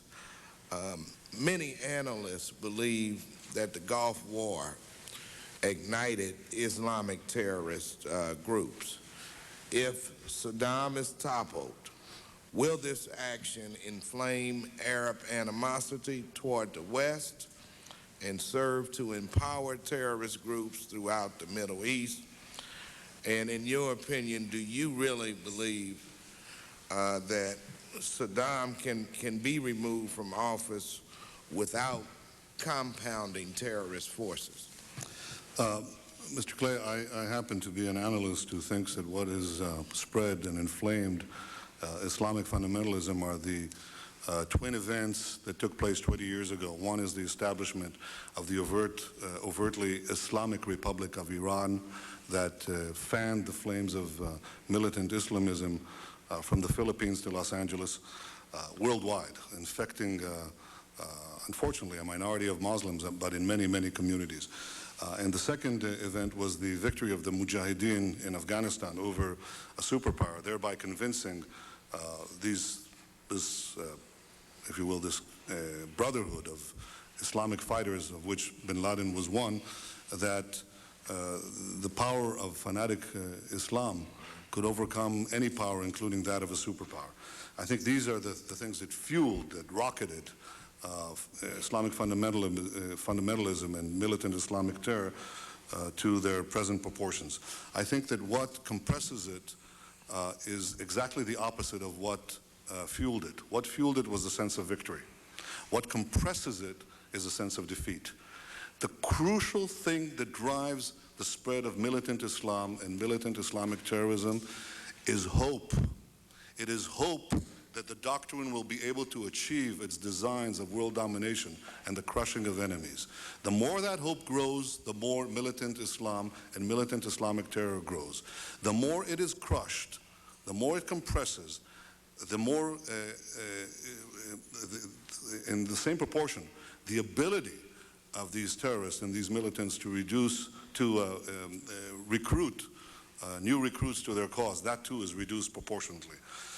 I began to say to Mr. Turney, I think that, I think it was Mr. Turney, he asked me, well, you know, how do you know? And I said that in 1986 I wrote a book that said that you should take action against terror regimes, and that would tend to compress them and their activities. And apparently, it turns out that President Reagan had read this book. Now, I don't know if he read it before he decided to strike Libya or after, but nevertheless, Secretary Shultz wrote to me and he said that this made a profound impression on him. Somehow word got out that I had I was advocating this. So after the United States bombed Libya, I was interviewed by CBS, by Mr. Rather, Dan Rather. He interviewed me and he interviewed a noted Arabist analyst. And he asked, what would happen now after this American bombing of Libya? And the Arabist, I think it was Patrick Seal, said there will be more terrorism, terrorism will grow, the Islamic masses would be inflamed, American embassies would be burnt, Gaddafi would become a hero, and he would make more terrorism. I think I'm giving him a fair paraphrasing of his remarks.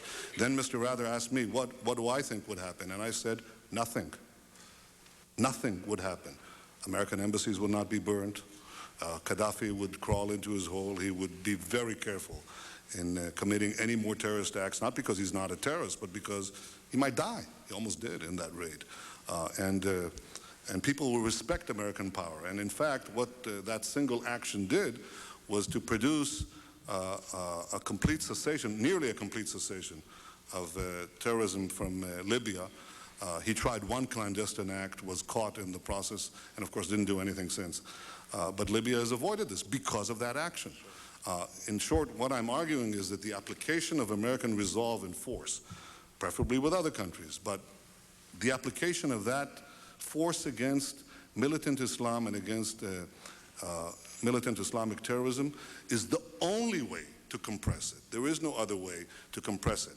But I'm also arguing that at the long run, what you have to do is to get at the sources of fanning the hatred. The sources that fan the hatred are the regimes that propagate the creed. And where better to begin the process of changing these regimes than in the places where you're going to change them anyway. You can go, of course, to other places in the Arab and Muslim world in which you're not engaged directly in a conflict today. I would not advise that. I would say use the opportunity of eliminating the nuclear threat from Iraq and begin a regime change there. Use the opportunity of a regime change in what I call Arafatistan, when we have a new regime there, to begin a process of democratization, a process of economic reconstruction and open opportunity, political and economic, for the people. Use that in order to begin to change the political culture that is so cloistered and closed. Have it ventilated. That ultimately is the protection. And I think that will create not the inflaming of masses, but the dousing of the hatred that is systematically sprayed from these regime centers. Thank you. Thank you, Mr. Clay. Mr. Lewis? Thank you, Mr. Chairman. Mr. Prime Minister, I would just like to ask, it seems pretty obvious on its face that, but I'm going to ask this question. Why is Saddam Hussein creating these weapons of mass destruction? Why is he in such a rush to get his hands on nuclear weapons? He doesn't have a means to deliver those, a nuclear weapon, but it seems to me that he has some plans, he has some goals. As I said, it's pretty obvious, but it seems like there are those who probably don't understand his intentions. I think some of our allies, and if you look at the situation with the United Nations, he has continued to deny them the opportunity for inspections. It seems like that there's a good reason for why he is persisting in this course. Mr. Lewis, he's not developing those weapons to win the Peace Prize. Yes. Where do you think he would be more likely to direct those weapons through a terrorist organization? It depends on how confident he feels. Just imagine if he had, suppose he had a nuclear weapon, suppose we hadn't knocked out the Osirak reactor, and he had developed, and he would have developed by the late 70s or the late 80s, he would have developed a nuclear bomb a lot before that. All right, now he devours Kuwait, which he did. It's not clear to me that we would have had a Gulf War, because he would brandish that weapon right up front. He'd say, go ahead, make my day, or whatever he would say. Okay, and of course the United States would now be caught in a tremendous bind, because if he had that weapon, he doesn't necessarily need, in the age of terrorism, he doesn't need ballistic missiles to reach the United States. First of all, he's developing ballistic missiles, but he could equally use terror proxies to deliver a payload here. I had said, written in 1996, that the danger of militant Islam and these regimes and the terror organizations is not understood in the West. And I said that because of the proliferation of these adherents in the West, then these regimes do not need ICBMs, because they, the terrorists, will be the delivery system. They themselves could deliver a payload. And I said too, and here again, you're catching me quoting myself, because Well, people like to quote themselves. What can I do? I said that the next thing you will see is not a car bomb in the basement of the World Trade Center. I said the next thing you'll see is a nuclear bomb in the World Trade Center. Well, I wasn't exactly right. They didn't use a nuclear bomb. They used 2 airplanes stocked with fuel. It's like a small tactical bomb. That's what they used, and that's what Saddam could use. Once he has the weapon, he has the choice. He could flaunt it. He could use it. He could not. He could let others use it. He could have delivery systems in the West that do not require missiles. He could put it on top of a missile. Do we want to wait? Is the issue that we want to wait and find out? Do we have any doubt that he's developing? To be honest and fair, and I must be honest and fair, this is not a court of law. This is not a question of legalisms. It's a question of a realistic assessment of a threat, a palpable threat to our common civilization.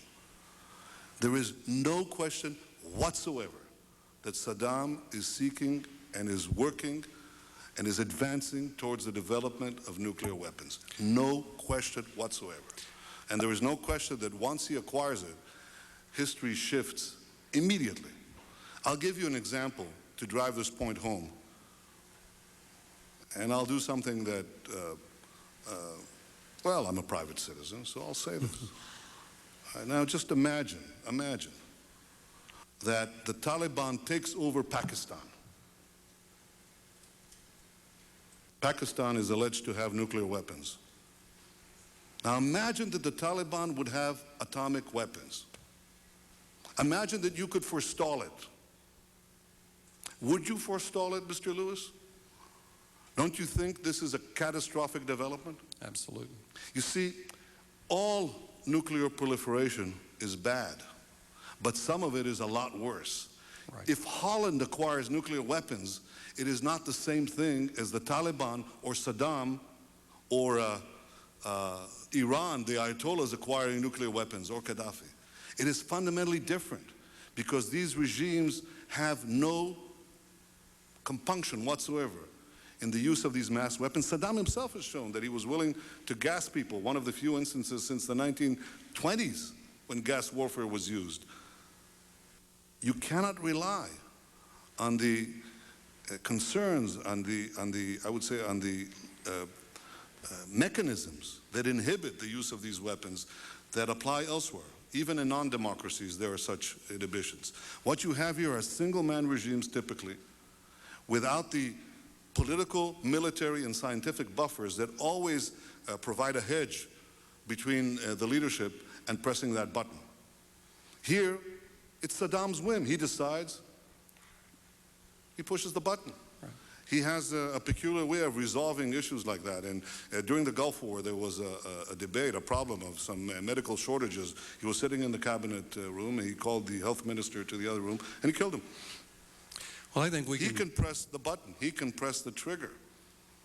The emergence of nuclear weapons, that is regimes, single-man regimes or zealot, tyrannical, terroristic regimes that acquire nuclear weapons is an enormous threat to our civilization. I cannot stress that enough. And I'm not speaking here as a partisan, because in Israel we don't have a decision. Am I speaking as an Israeli? Yes. But I'm speaking here as a citizen of the free world, as a citizen of a world that is entering dangers that are not yet understood. It is not important that we meet here in 10 years, and I will quote what I said here today, because if they had nuclear weapons on September 11th, we couldn't meet here. Well, you know, I think the question was asked after 9/11 last year, why didn't we know and why didn't we do something? And I think we can be forgiven for being caught off guard the first time. But I don't think we can be forgiven when we absolutely know that a man like Saddam Hussein has that kind of power and has all the will to put them in the hands of, put those weapons in the hands of terrorists, and we don't do something about it. I don't think we can be forgiven for that. Thank you, sir. Thank you, Mr. Lewis. Ms. Watson? Thank you, Mr. Chairman. I'm sitting here and I'm very troubled. We were attacked a year ago on 9/11 by what we thought was a group called Al-Qaeda, led by Osama bin Laden. I don't hear his name anymore. We launched a response to an attack on continental United States. I don't hear his name anymore. We have not won a war in Afghanistan. We don't know whether Osama bin Laden is dead or alive. No one has given us any proof. We don't know where the Al-Qaeda cells are around the globe. And all of a sudden, we're no longer looking for, I think they pulled off a brilliant scheme. Are the most prestigious intelligence group in the world could not warn us, and we did nothing. So I'm troubled because we've won no war against the terrorists.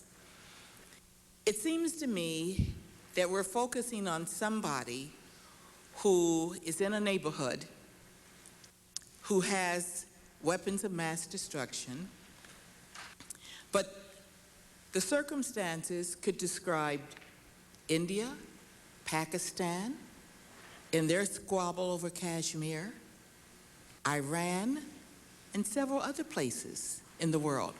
But we're focusing on Saddam Hussein and Iraq.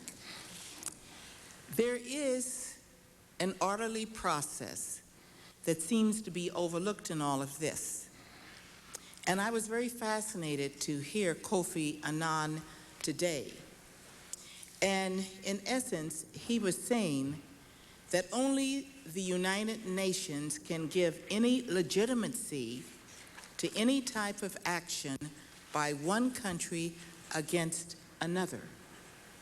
We tried to change the leadership in Cuba. We had the Bay of Pigs, if you remember, trying to go after Fidel Castro. He's only 90 miles off our coast. Now we're trying to choose a new regime and a new leadership in Iraq. There's no guarantee that we're going to gain a democratic leadership in Iraq. But what really troubles me is that we're going to go against the orderly process, a diplomatic effort, and we're going to become aggressors in a neighborhood that we're not even part of. Listening to you, Secretary, I would think, or Prime Minister, excuse me, listening to you, I would think that you're building up a great case for Israel to be the aggressor, and we are your allies. But as a member of the United Nations, we then will violate the process that we bought into. And that is very troubling to me. Oh, I know all about the danger that Iraq presents, but I don't know, and I feel very uncomfortable in going this alone without the support of the United Nations, since we and you are a member of the United Nations. We violate the orderly process. Would you comment, please? Yes, well, I think the first question is, do you want to merely avenge September 11th, or do you want to win the war on terror?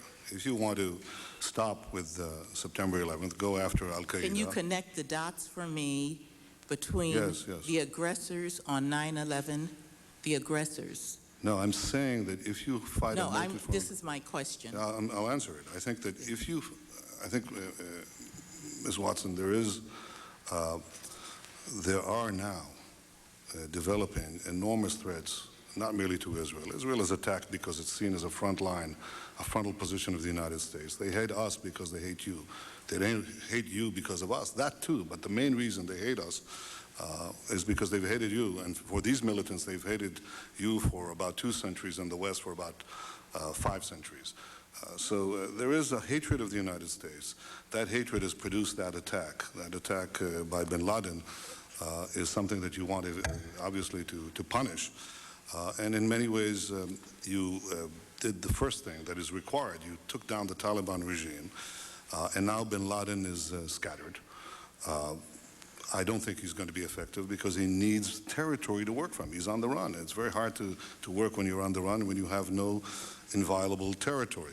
I suppose he's like a kind of a Dr. Goebbels after the collapse of the Nazi regime. So apprehending him is obviously important. It's also a matter of justice, just as apprehending Goebbels was a matter of justice. But if you start taking away the regimes that could serve his purpose, for example, I was told by your members here that Al-Qaeda, as some of them are in Iran, deprive that base. There is no international terrorism of any kind. Al-Qaeda, Hezbollah, Hamas, you name them, all of them. There is no international terrorism if you take away the support of sovereign states, and the sovereign states are few. If you want to win the war, you just have to neutralize these states. In neutralizing them, you have two options. It's like when kamikaze fighters are coming at you and bombing you. You can shoot one, you can shoot the other, but if you really want to stop it, you have to shoot down the aircraft carriers. There are only a handful of aircraft carriers. Now, when I say shoot down, you have really two options. You can either deter or destroy. Saddam has not been deterred. He has not been deterred. He's not been deterred by inspections. He's not been deterred by even by your threats. He devoured Kuwait like that. And once he possesses nuclear weapons, I assure you he won't be deterred. You'll be deterred. That's the difference. So I think if you want to win the broader war on terror, you have to get rid of these regimes. Now, the question you asked, and I think it's an important one, is you say, well, what about the UN? The UN is the one that should give you I think you said the legitimacy. And I think Kofi Annan, who happens, personally, I'm very close to him and a friend of his, but I take issue with his claim today that only the UN offers unique legitimacy.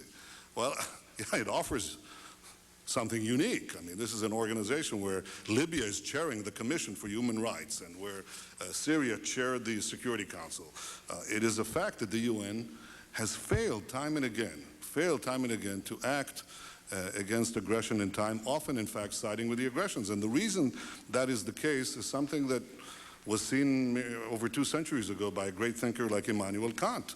He said that an amalgamation of dictatorships and democracies together would not protect peace because dictatorships tend towards war and only democracies tend towards peace, and he was right.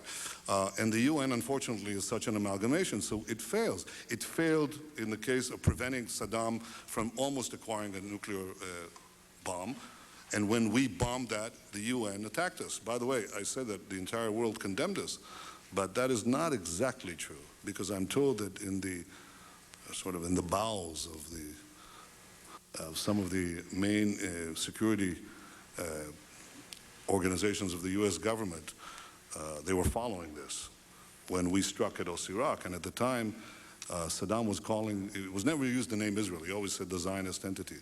I think the movie Raiders of the Lost Ark, or the Empire Strikes Back was making its heyday then. So anyway, when they heard that Israel had struck at Iraq, they said, hooray, the entity strikes back. But nevertheless, the formal position of the United States, the formal position of the UN condemned Israel, was about to place sanctions on Israel.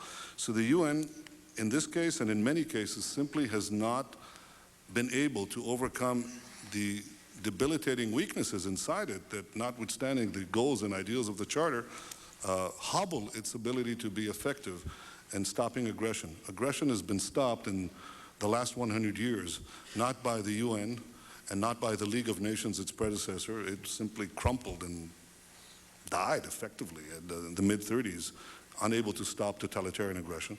Aggression has been stopped only when the key democratic countries were able and willing to act. When they were unable and unwilling to act, no international structure was sufficient. That happened in the first half of the 20th century. It must not be allowed to happen in the first half of the 21st century. And I think we're fortunate to have the United States, whose people and leadership, and I think a broad swath of leadership, a bipartisan leadership, understand that this aggression has to be stopped and stopped in time. May I just follow up with this one last question? Well, okay.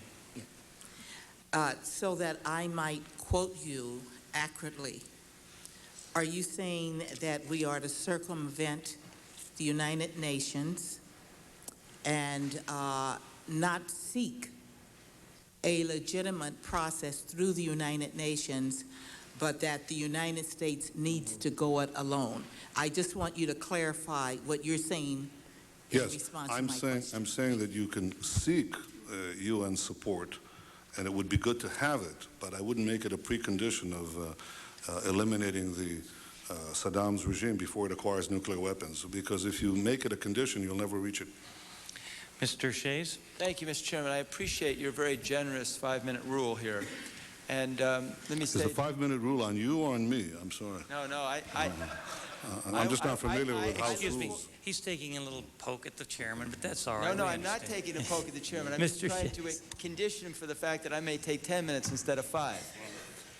I want to say first to you, Mr. Netanyahu, you have been warning the world, not just the United States, about terrorism for decades.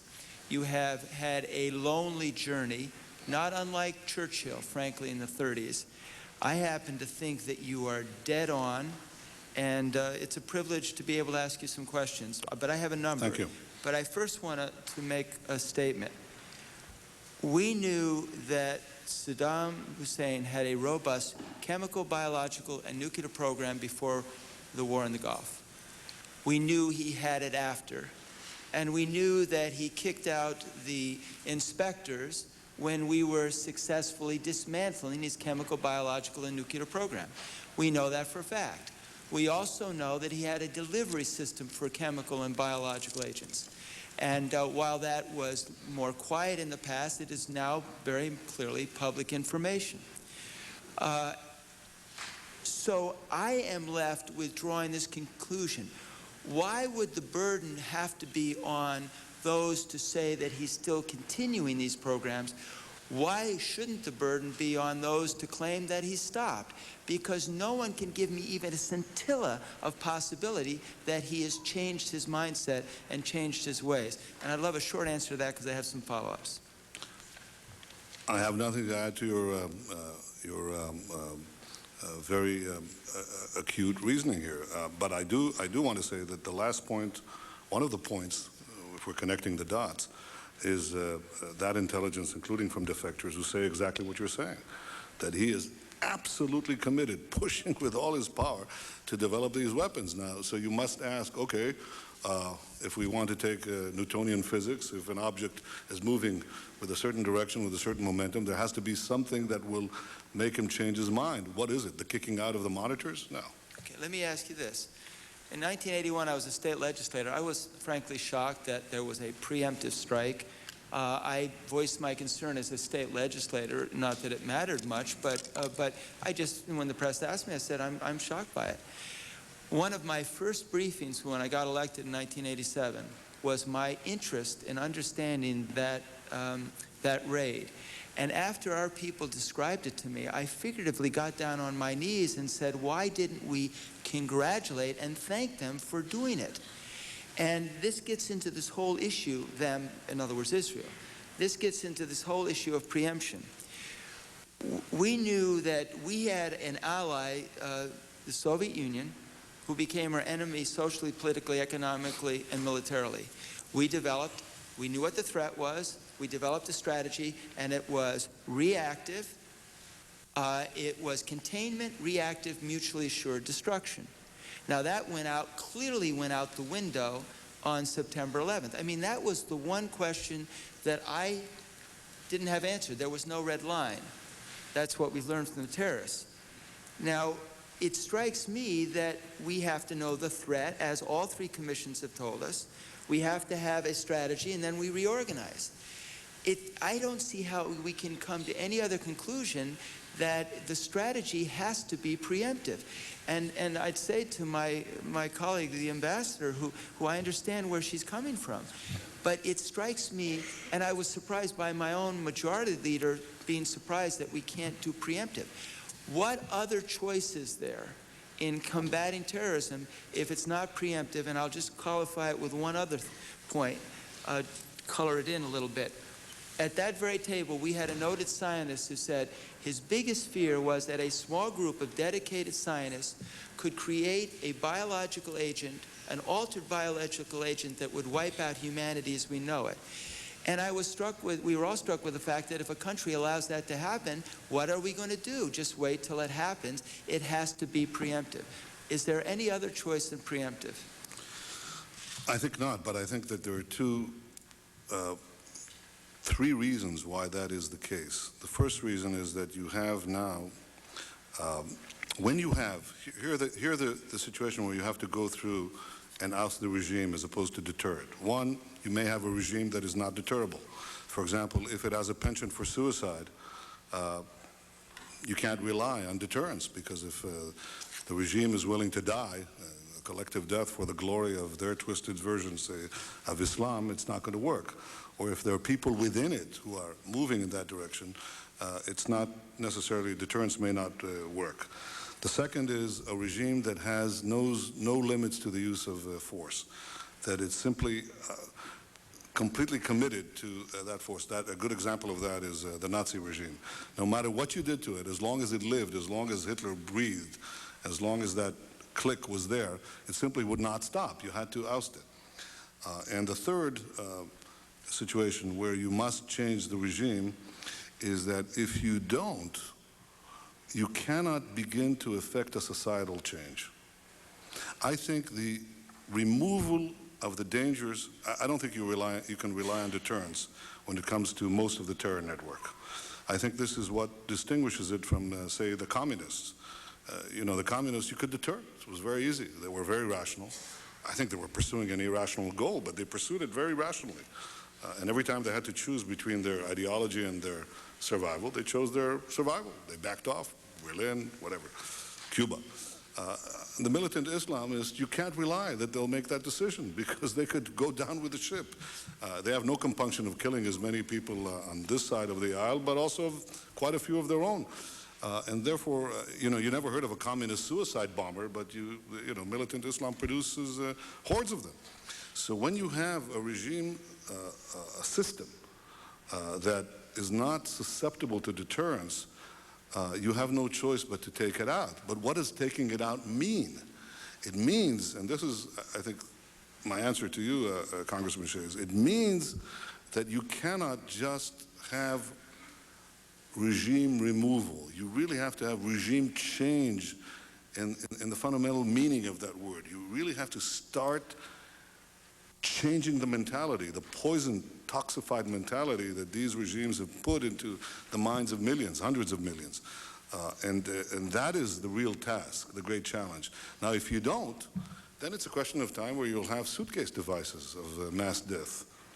You can have biological devices, you can have nuclear devices. It's just a question of time. Let me just And ask. so the ultimate protection, and I come back to the example of Germany, the ultimate protection that you won't have a new Hitlerism, is the ventilation of German society by democracy. The long-term protection, and it's not foolproof and it's not hermetic, but we have to try, is once the regimes are ousted, it's to begin the process of democratization in these places which harbor this militancy today. Let me just ask one other area here, and it does strike me that based on your testimony that preemption is required somewhere, but if you have a preemptive strike in one place, it may result in not needing a preemptive strike elsewhere. But I want to ask you about Abu Nidal in Mr. Netanyahu, Abu Nidal in Baghdad. I'm struck by the fact that, in a sense, Saddam was trying to destroy the evidence. I mean, he's one of the most vicious terrorists. And I'm struck by the fact that Osama bin Laden, what he did was he united terrorists. There wasn't just one type of terrorist from one country in Afghanistan. He brought them all together. There was a network.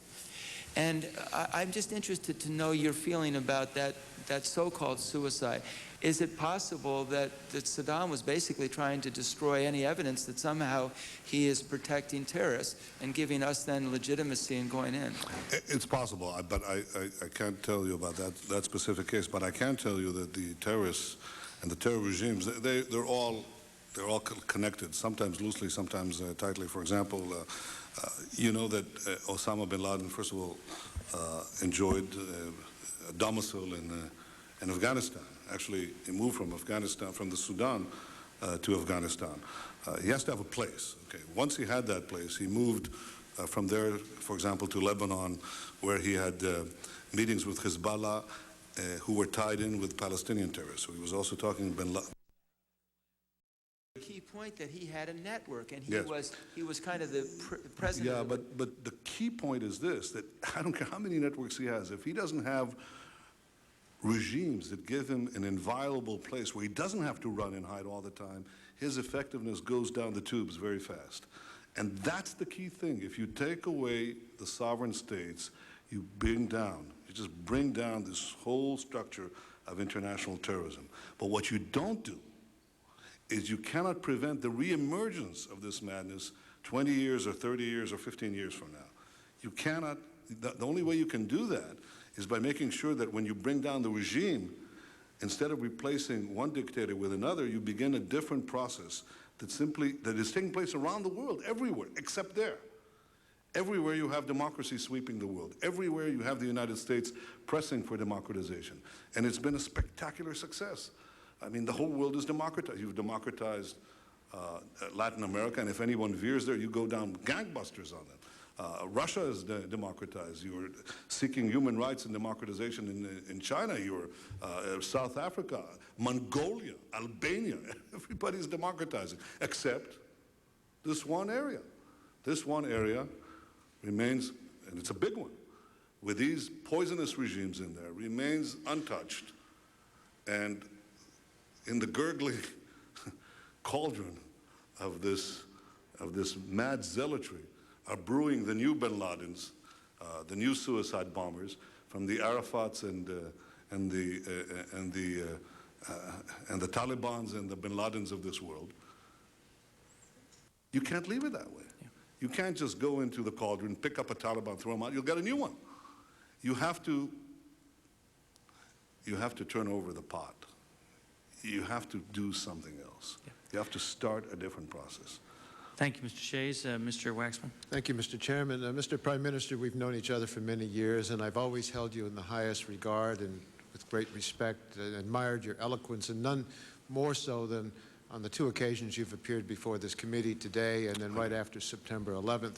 And on your last appearance, you articulated the empathy and solidarity with the United States as a fellow victim of terrorism, because Israel has been suffering from terrorist attacks before September 11th and even more since September 11th.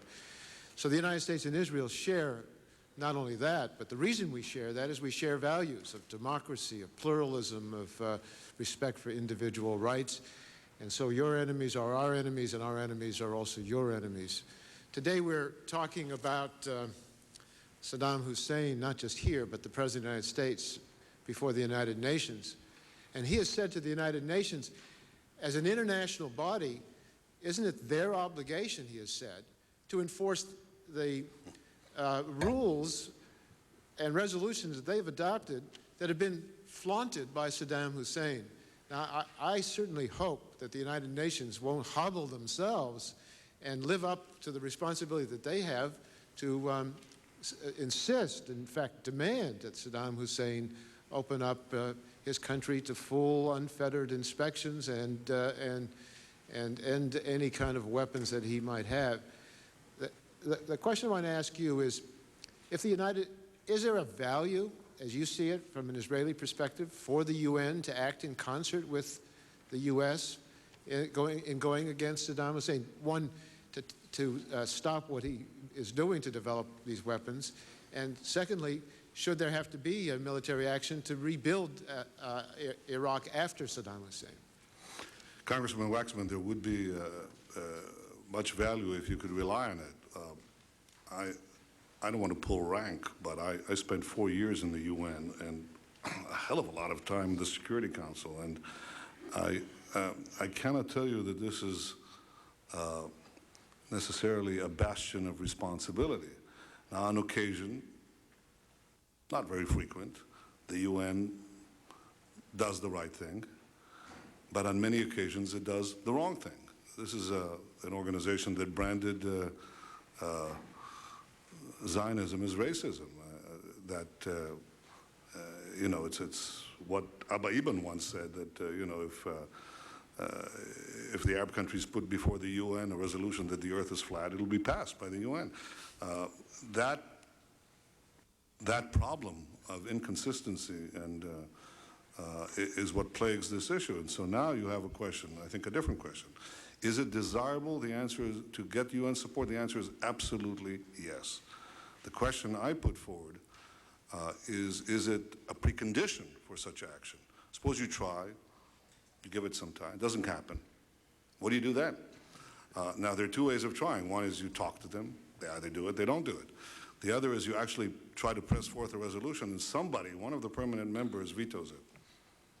So now, and maybe passes another resolution. So now you may be actually working against a failed resolution or even an antagonistic resolution of the UN. Well, an antagonistic resolution you can always block at the Security Council, but a failed resolution. Well, I want to certainly say that if the United Nations doesn't live up to its responsibilities, that shouldn't preclude the United States from living up to its responsibility. I fully agree with you. And then the question is what actions we should take. And the President has argued that we need a regime change in Iraq because Saddam Hussein is clear in his motives to want to dominate the Middle East and particularly the oil wealth by virtue of having a nuclear bomb, which he's actively working to achieve. Now, you said one of the reasons Israel is so concerned about all of this is, you know, there are things that happen if you do take action, and things that happen if you don't. Israel will, everyone expects, be the victim of Saddam Hussein's last gasps to stay in power. And you argue that the U.S. should be working with Israel to deal with that circumstance should it happen.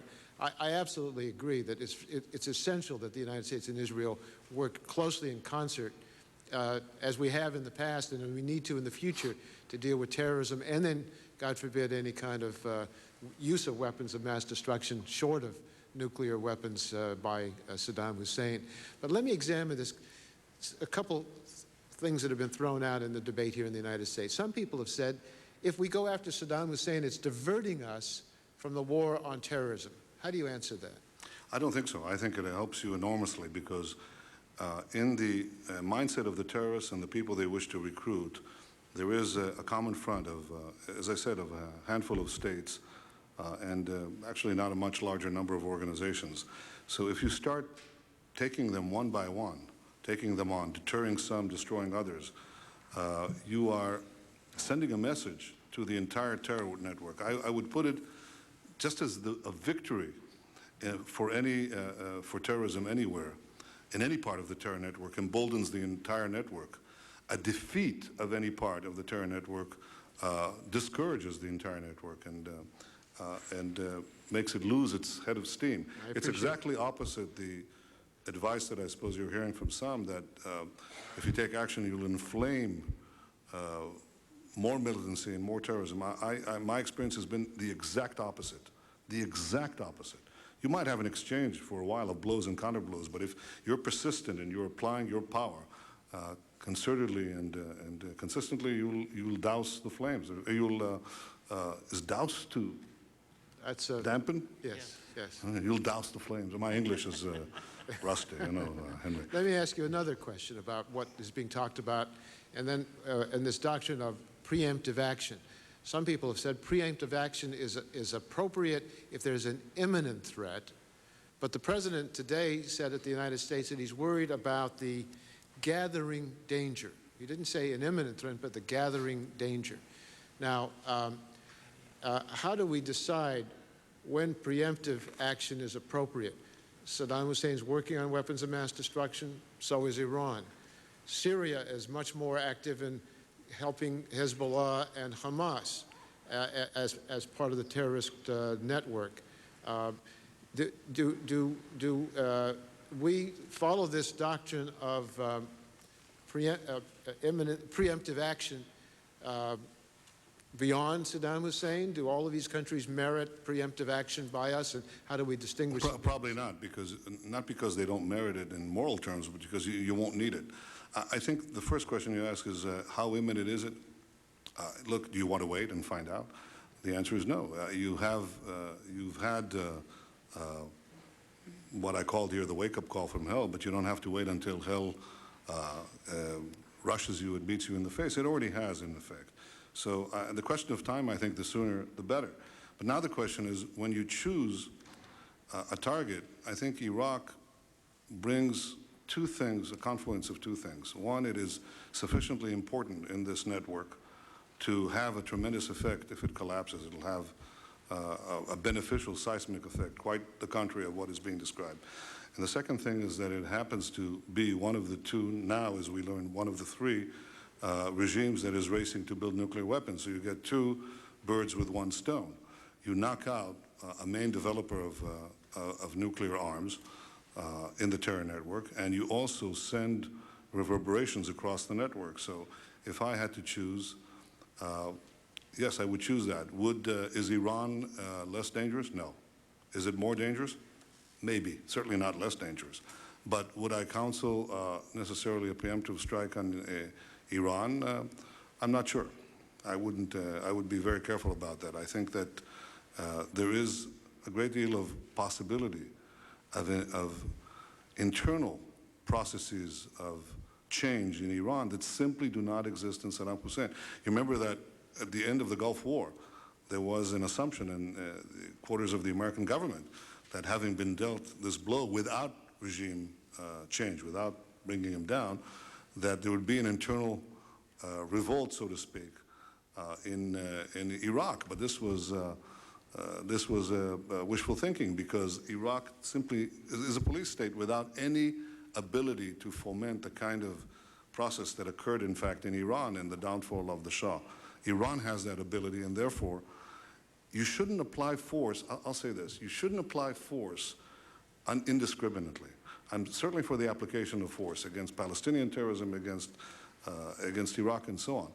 But I think that force should be applied judiciously. That is, it should be applied with great resolution, with great force. But at that part of the, at that part of the front, so to speak, where you'll get maximum effect. And I think this is the case with Iraq. This is why the relevant question is not whether the others merit punishment, but where the application of force would do the most good. And that is what I think we're discussing here. Thank you very much. You've given us testimony that will help us think through these very difficult issues, and it's been very, very helpful. Thank you very much. Thank you. Thank you, Mr. Waxman. Mr. Lantos. Thank you very much, Mr. Chairman. It's a pleasure to see you again, Mr. Prime Minister. My colleagues have raised many of the issues that I wanted to raise, but I would like to go at them in a somewhat different way. So if you'll bear with me, and I'll be happy with whatever length of response you give me. Much of this debate in Europe, at the United Nations, and to some extent in this country about Saddam Hussein has the quality of people discussing the merits of an abstract painting. You like it, I don't like it, this is what I like, this is what I don't like about it. And I find this extremely disturbing because obviously vis-à-vis Saddam Hussein, we are looking at a record, his historic record, which there is no point repeating because we are all aware of it. What he did to his own people, what he did in beginning the war against Iran, in which hundreds of thousands on both sides died, the gassing of his own people, the attack on Kuwait, the attempted assassination of our own former president. The list is long. But every one of us in this body, every one of us in the public arena who deal with foreign affairs, also brings a record. Now, I was intrigued by your discussion with Mr. Shays concerning preemption. And I'm delighted to tell my good friend who joined this body many years after I did, that when your Air Force took out the Iraqi nuclear reactor at Osirak, the following day I gave a floor speech in the Congress commending that action, because it was self-evident that without preemption, Iraq would have proceeded with a program of developing nuclear weapons, and the Persian Gulf War could have turned out quite differently, because the civilized world could well have faced a nuclear-equipped Iraq and might not have been willing to undertake a war against the nuclear-equipped Iraq. So it seems to me that the President's speech today at the United Nations, and I don't know if you have had a chance to see it or read it, was right on target. And I think the enemies of the United States would be well advised to understand that there is enormous bipartisan support for the President's position vis-à-vis Iraq. And when the President comes before us within the next few weeks or months with a proposal to obtain congressional approval, while he's unlikely to get the almost unanimous approval that he got against the war on terrorism a year ago, my friend and colleague Henry Hyde and I sat in the manager's chair for 9.5 hours because everybody wanted to speak on this issue. We had one negative vote. We are likely to have more negative votes than one, but there is little doubt in my mind that there will be overwhelming bipartisan, bicameral approval when the proposal comes before us. Now, one of the many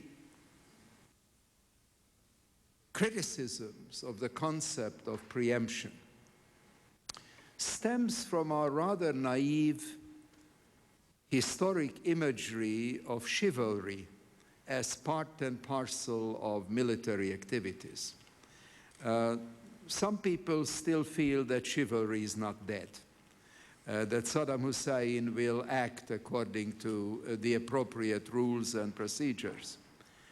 And it is so self-evident to even the most superficial observer of recent history that it is only his capability or lack of it which prevents him from striking out with whatever force he has. So the notion of preemption is not just an option. It is mandated by the nature of this new enemy. This is a new kind of enemy. And to apply the rules of 17th century chivalry to the regime of Saddam Hussein, to me, appears to be absurd. I would like to ask you to comment, if you would, about the public views and private views of many Arab leaders that has been commented on in the media. But perhaps those of us who occasionally or frequently meet with Arab leaders are personally exposed to this profound dichotomy, a totally different private view of a possible strike against Iraq and an utterly divergent public view. First of all, do you agree that that is in fact what is happening? That many of the Arab leaders are really telling totally different stories in private and in public. In private, they are saying, go to it. We can hardly wait to get rid of him. We will be supportive in whatever way we can, but publicly denouncing this possible action. The second thing I would be grateful if you could comment on is a chronological question. Some of the opponents of regime change in Iraq argue that it may not be too difficult to change the regime in Iraq in a military sense, not a cakewalk, but not overwhelmingly difficult. But that what comes after it, we have no idea about, and how long we may have to stay there, nobody knows. I'm puzzled by these objections because when North Korea attacked South Korea and almost took over the whole country, the South Koreans were able to maintain a small perimeter around the port city of Pusan. And now we are back to the 38th parallel. We have been there for almost a half a century. And the question to be asked is, would we prefer a communist North Korea regime-controlled Korean peninsula to this very long-term commitment that we had to make? It is costly, it is cumbersome, we don't like it, but it seems to me it is infinitely preferable to have at least half of the peninsula today free and open and democratic and pro-Western than to have the regime in the north run this whole Korean peninsula. My view is that whether we are talking about the Cold War, which lasted 2 generations, or military involvement in Korea, which is now into its 3rd generation, aren't long-term rational commitments of our resources preferable to accepting extreme, fanatical, irrational regimes developing weapons of mass destruction as the alternative? The answer to your second question is clearly that I agree with you. I think, imagine we know what is happening in that half of the Korean peninsula because this regime that is at starvation level, probably the lowest GDP per capita on earth, is busy developing nuclear weapons and missiles, and then exporting it to the other terror regimes. So there is something developing, Congressman Lantos, which I think certainly developed in my thinking. I'm a Kantian, as you could see by references to Kant, and Kant basically said 200 years ago that the way to secure world peace, in this great essay that he wrote, Perpetual Peace, he said the only way to do it is to distinguish between democracies and dictatorships, understand that whereas democracies tend towards peace because they reflect the will of the majority, dictatorships tend towards war because a dictator gets to be a dictator by practicing aggression against his own people, so he'll do it to others too. And Kant said basically that the only way you can have peace with dictatorships, he said peace with democracy is automatic and self-sustaining, but peace with dictatorships could be purchased, he said, by deterrence. Deterrence not by the United Nations, but what he called the League of Free Nations, which means the democracies banding together to deter aggression or roll it back if deterrence failed, which is essentially NATO. What didn't happen, opposite Germany, happened vis-a-vis a far greater dictatorship of a much more powerful dictatorship of Soviet Russia, and it worked, a cold peace. We call it a Cold War, but it was a cold peace, a peace of deterrence. I've come to the conclusion that faced with these types of regimes who may be undeterrable, there really is, in the long run, only one kind of peace. That is the peace of democracies, or if you will, the peace of democratization. Because if you have these territories in which madness rules, in which they develop botulisms that they'll put in Manhattan or Washington, or suitcase nuclear devices that they'll detonate in the cities of the West, that you not nearly only have to preempt and oust these regimes, but you really have to begin this process of democratization. So I think Kant was right for 2 centuries, but I think in the 21st century we may have to go back to a democratic peace, period.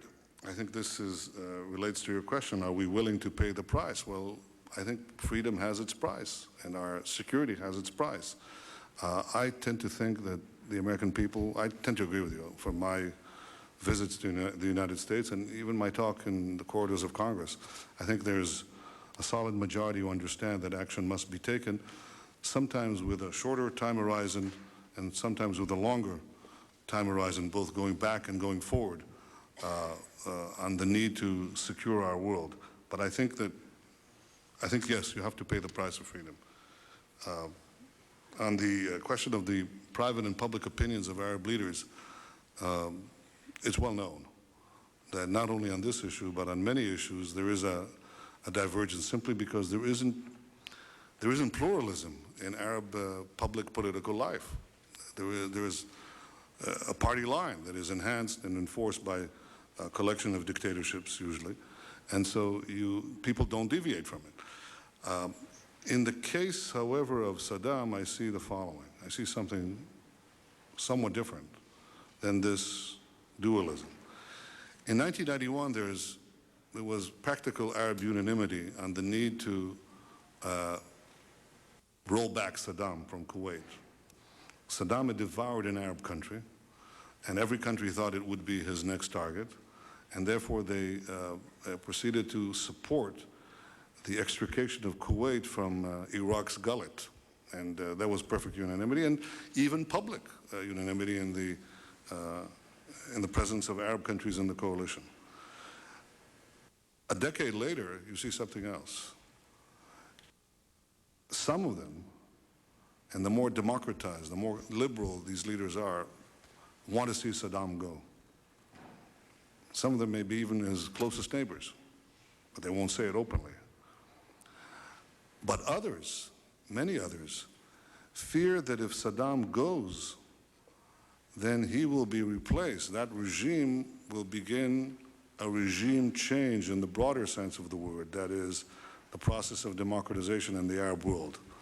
And that is why you're getting a much broader consensus, not uniform and not total in private, but pretty broad in private, against an American action because the regimes themselves are fearful of the dynamic of freedom. And again, this doesn't apply to all of them. Some of them are much closer to liberalizing their societies than others. But I think this is a dynamic that now occurs. In any case, if I had, asking for an Arab consensus, public or any other type, before you take on Saddam is actually a little worse than waiting for a UN consensus. Actually, it's a lot worse. On some things, you just do the right thing. And I think America's about to do the right thing. Thank you very much. Thank you, Mr. Netanyahu. Do you have time for a few more questions? I have all the time in the world, Mr. Thank you. Schiff. I do want to say that the chairman was very sorry that he did have to leave and was very grateful that you were willing to spend your day or afternoon with this committee and wanted me to convey that. You had mentioned that it would be our responsibility to help. Israel would clearly become the target if there was a preemptive strike against Iraq. I have a sense that if the United States and others were able to push the border of his activity closer to Baghdad, that most of the missiles would not reach Israel. But the point you made was that we would need to help you acquire smallpox and immunize your population. I think you made reference to that, and I'm curious how long it would take to do that. It doesn't take very long. I think I don't want to get into these discussions. I'll just tell you that, for example, the cost of a vaccination against smallpox, which is what we're really talking about, the cheap one costs 20 cents and the expensive one costs $1. Well, we have 6 billion citizens in Israel. Not a huge cost, and I think we're well underway to produce this. But I'm saying I don't want to get into the intricacies, Congressman Shays, of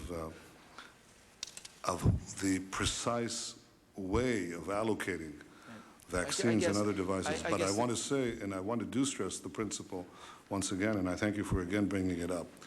I think it's absolutely essential that the U.S. and Israel see to it that Israel has all the means of civil defense available in today's world before that action is initiated.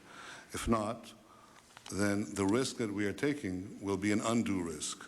I don't represent the government. The government, I don't know if it even takes a formal position, but I do talk to an awful lot of Israelis across the board. And I think they would, if they were here, and if I can speak for so many people who actually agree with me, they'd say, yes, we want Saddam regime taken out. Yes, we're prepared to take the risk, but no, we're not prepared to take a risk that has not been reduced to its barest minimum.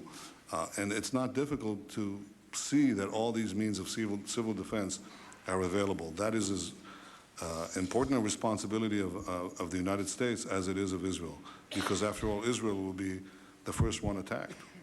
Well, Israel has been fighting terrorism for 50 years, and you clearly have learned a long time ago there is no good terrorist. It's been amazing, the thought that your country has put into this effort, and we're learning a great deal from you. The chairman did want some questions about Saudi Arabia.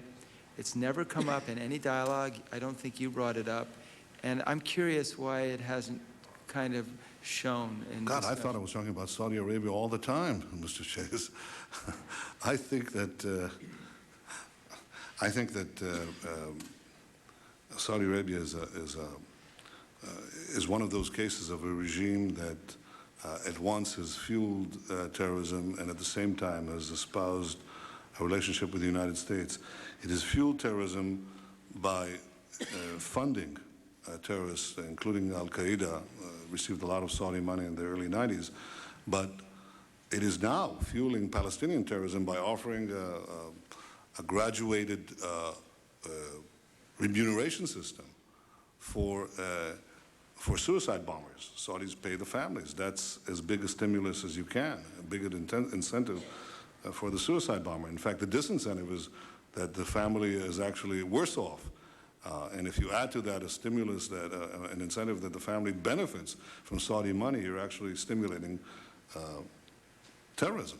So Saudi Arabia has been doing that, and it's also been, unfortunately, fomenting inside Saudi Arabia and outside Saudi Arabia a Wahhabist creed that is, I think, a particularly insidious form of militant Islam.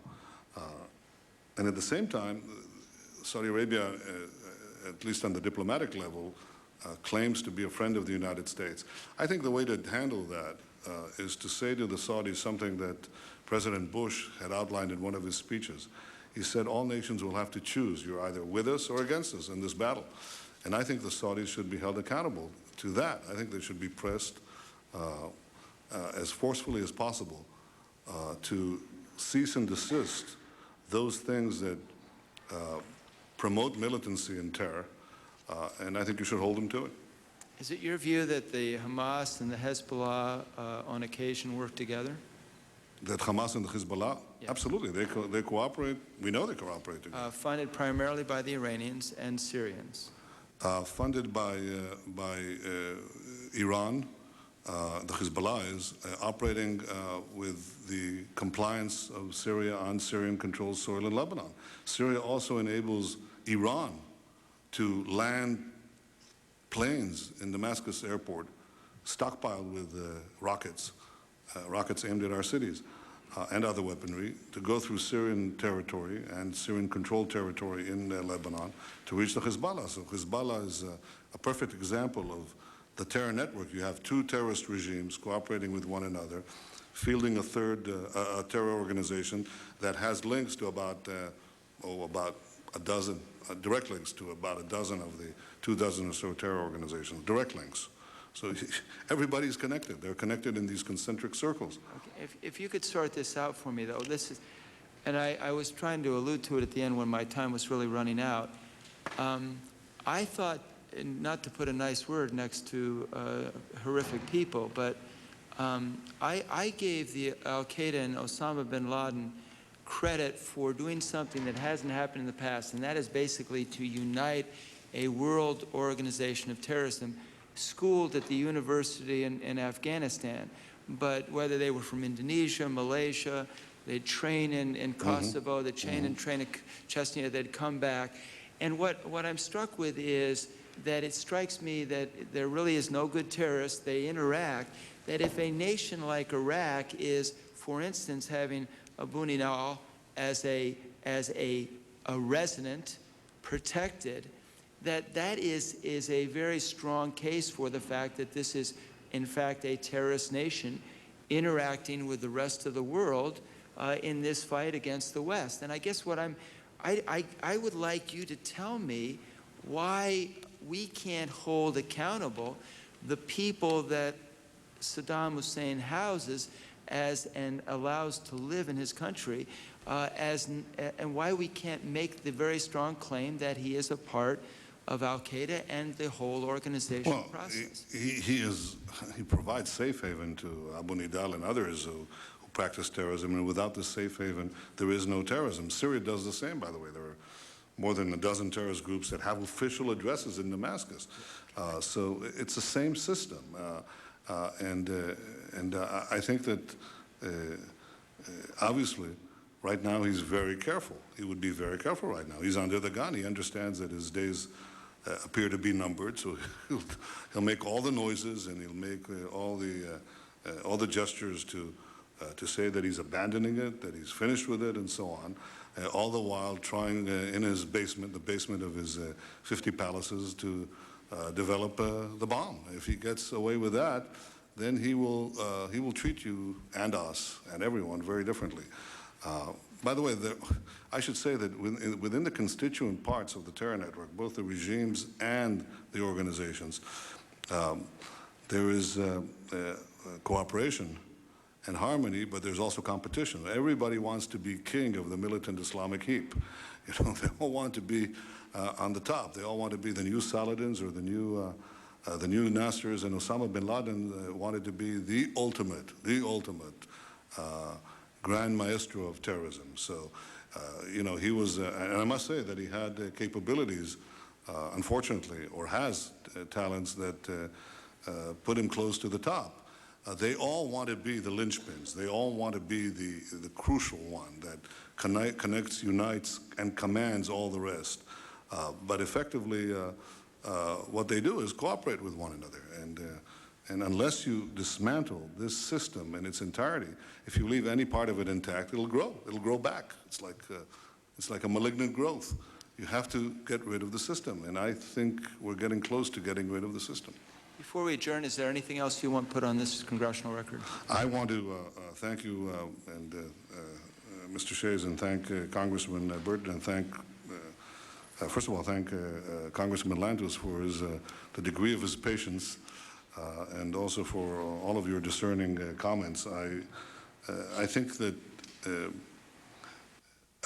today was another expression of the strength of this country and the strength of democracy. Nations, democracies don't go to war easily, and they usually debate and argue before they do. Sometimes they have to be bombed into going to war. In fact, that's what happened in World War II. All of Europe had been conquered. You had to, America was actually bombed in Pearl Harbor,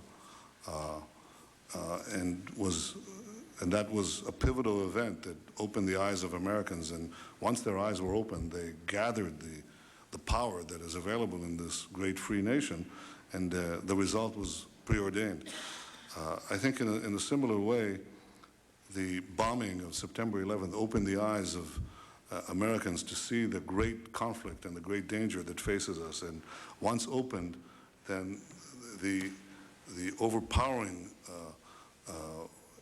will of the majority of the people of the United States, of the steamroller, is inexorably moving to decide this battle.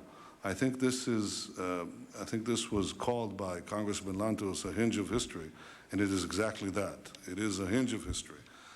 And 1 year later, I can come here and say that history is moving in the right direction. That had America not woken up, had America not mobilized its action, had it not if it had not had the courageous leadership of President Bush, then I wouldn't be able to say that I'm confident today. But I am saying that I believe that the war on terror is going in the right direction, and that I'm confident that if we pursue this direction, then we will achieve victory. And victory is victory for America, and victory for Israel, and victory for Britain, victory for all the democracies, however vacillating and however reluctant their governments are. This is a victory for all free societies, and I'm sure it will be achieved. Thank you. I would just conclude by saying it's going to be a very interesting debate because even in my district, the phone calls against preemptive action is basically 40-1 against it. So it's going to be interesting to see how this plays out. And just on a lighter note, you mentioned television, and one of your colleagues, Foreign Minister Perez, said television makes dictators impossible, and then he went on to say it makes democracy intolerable. I'd agree with that part of Mr. Perez's statement. Have a good day. Thank you. Thank you very much. This hearing is adjourned.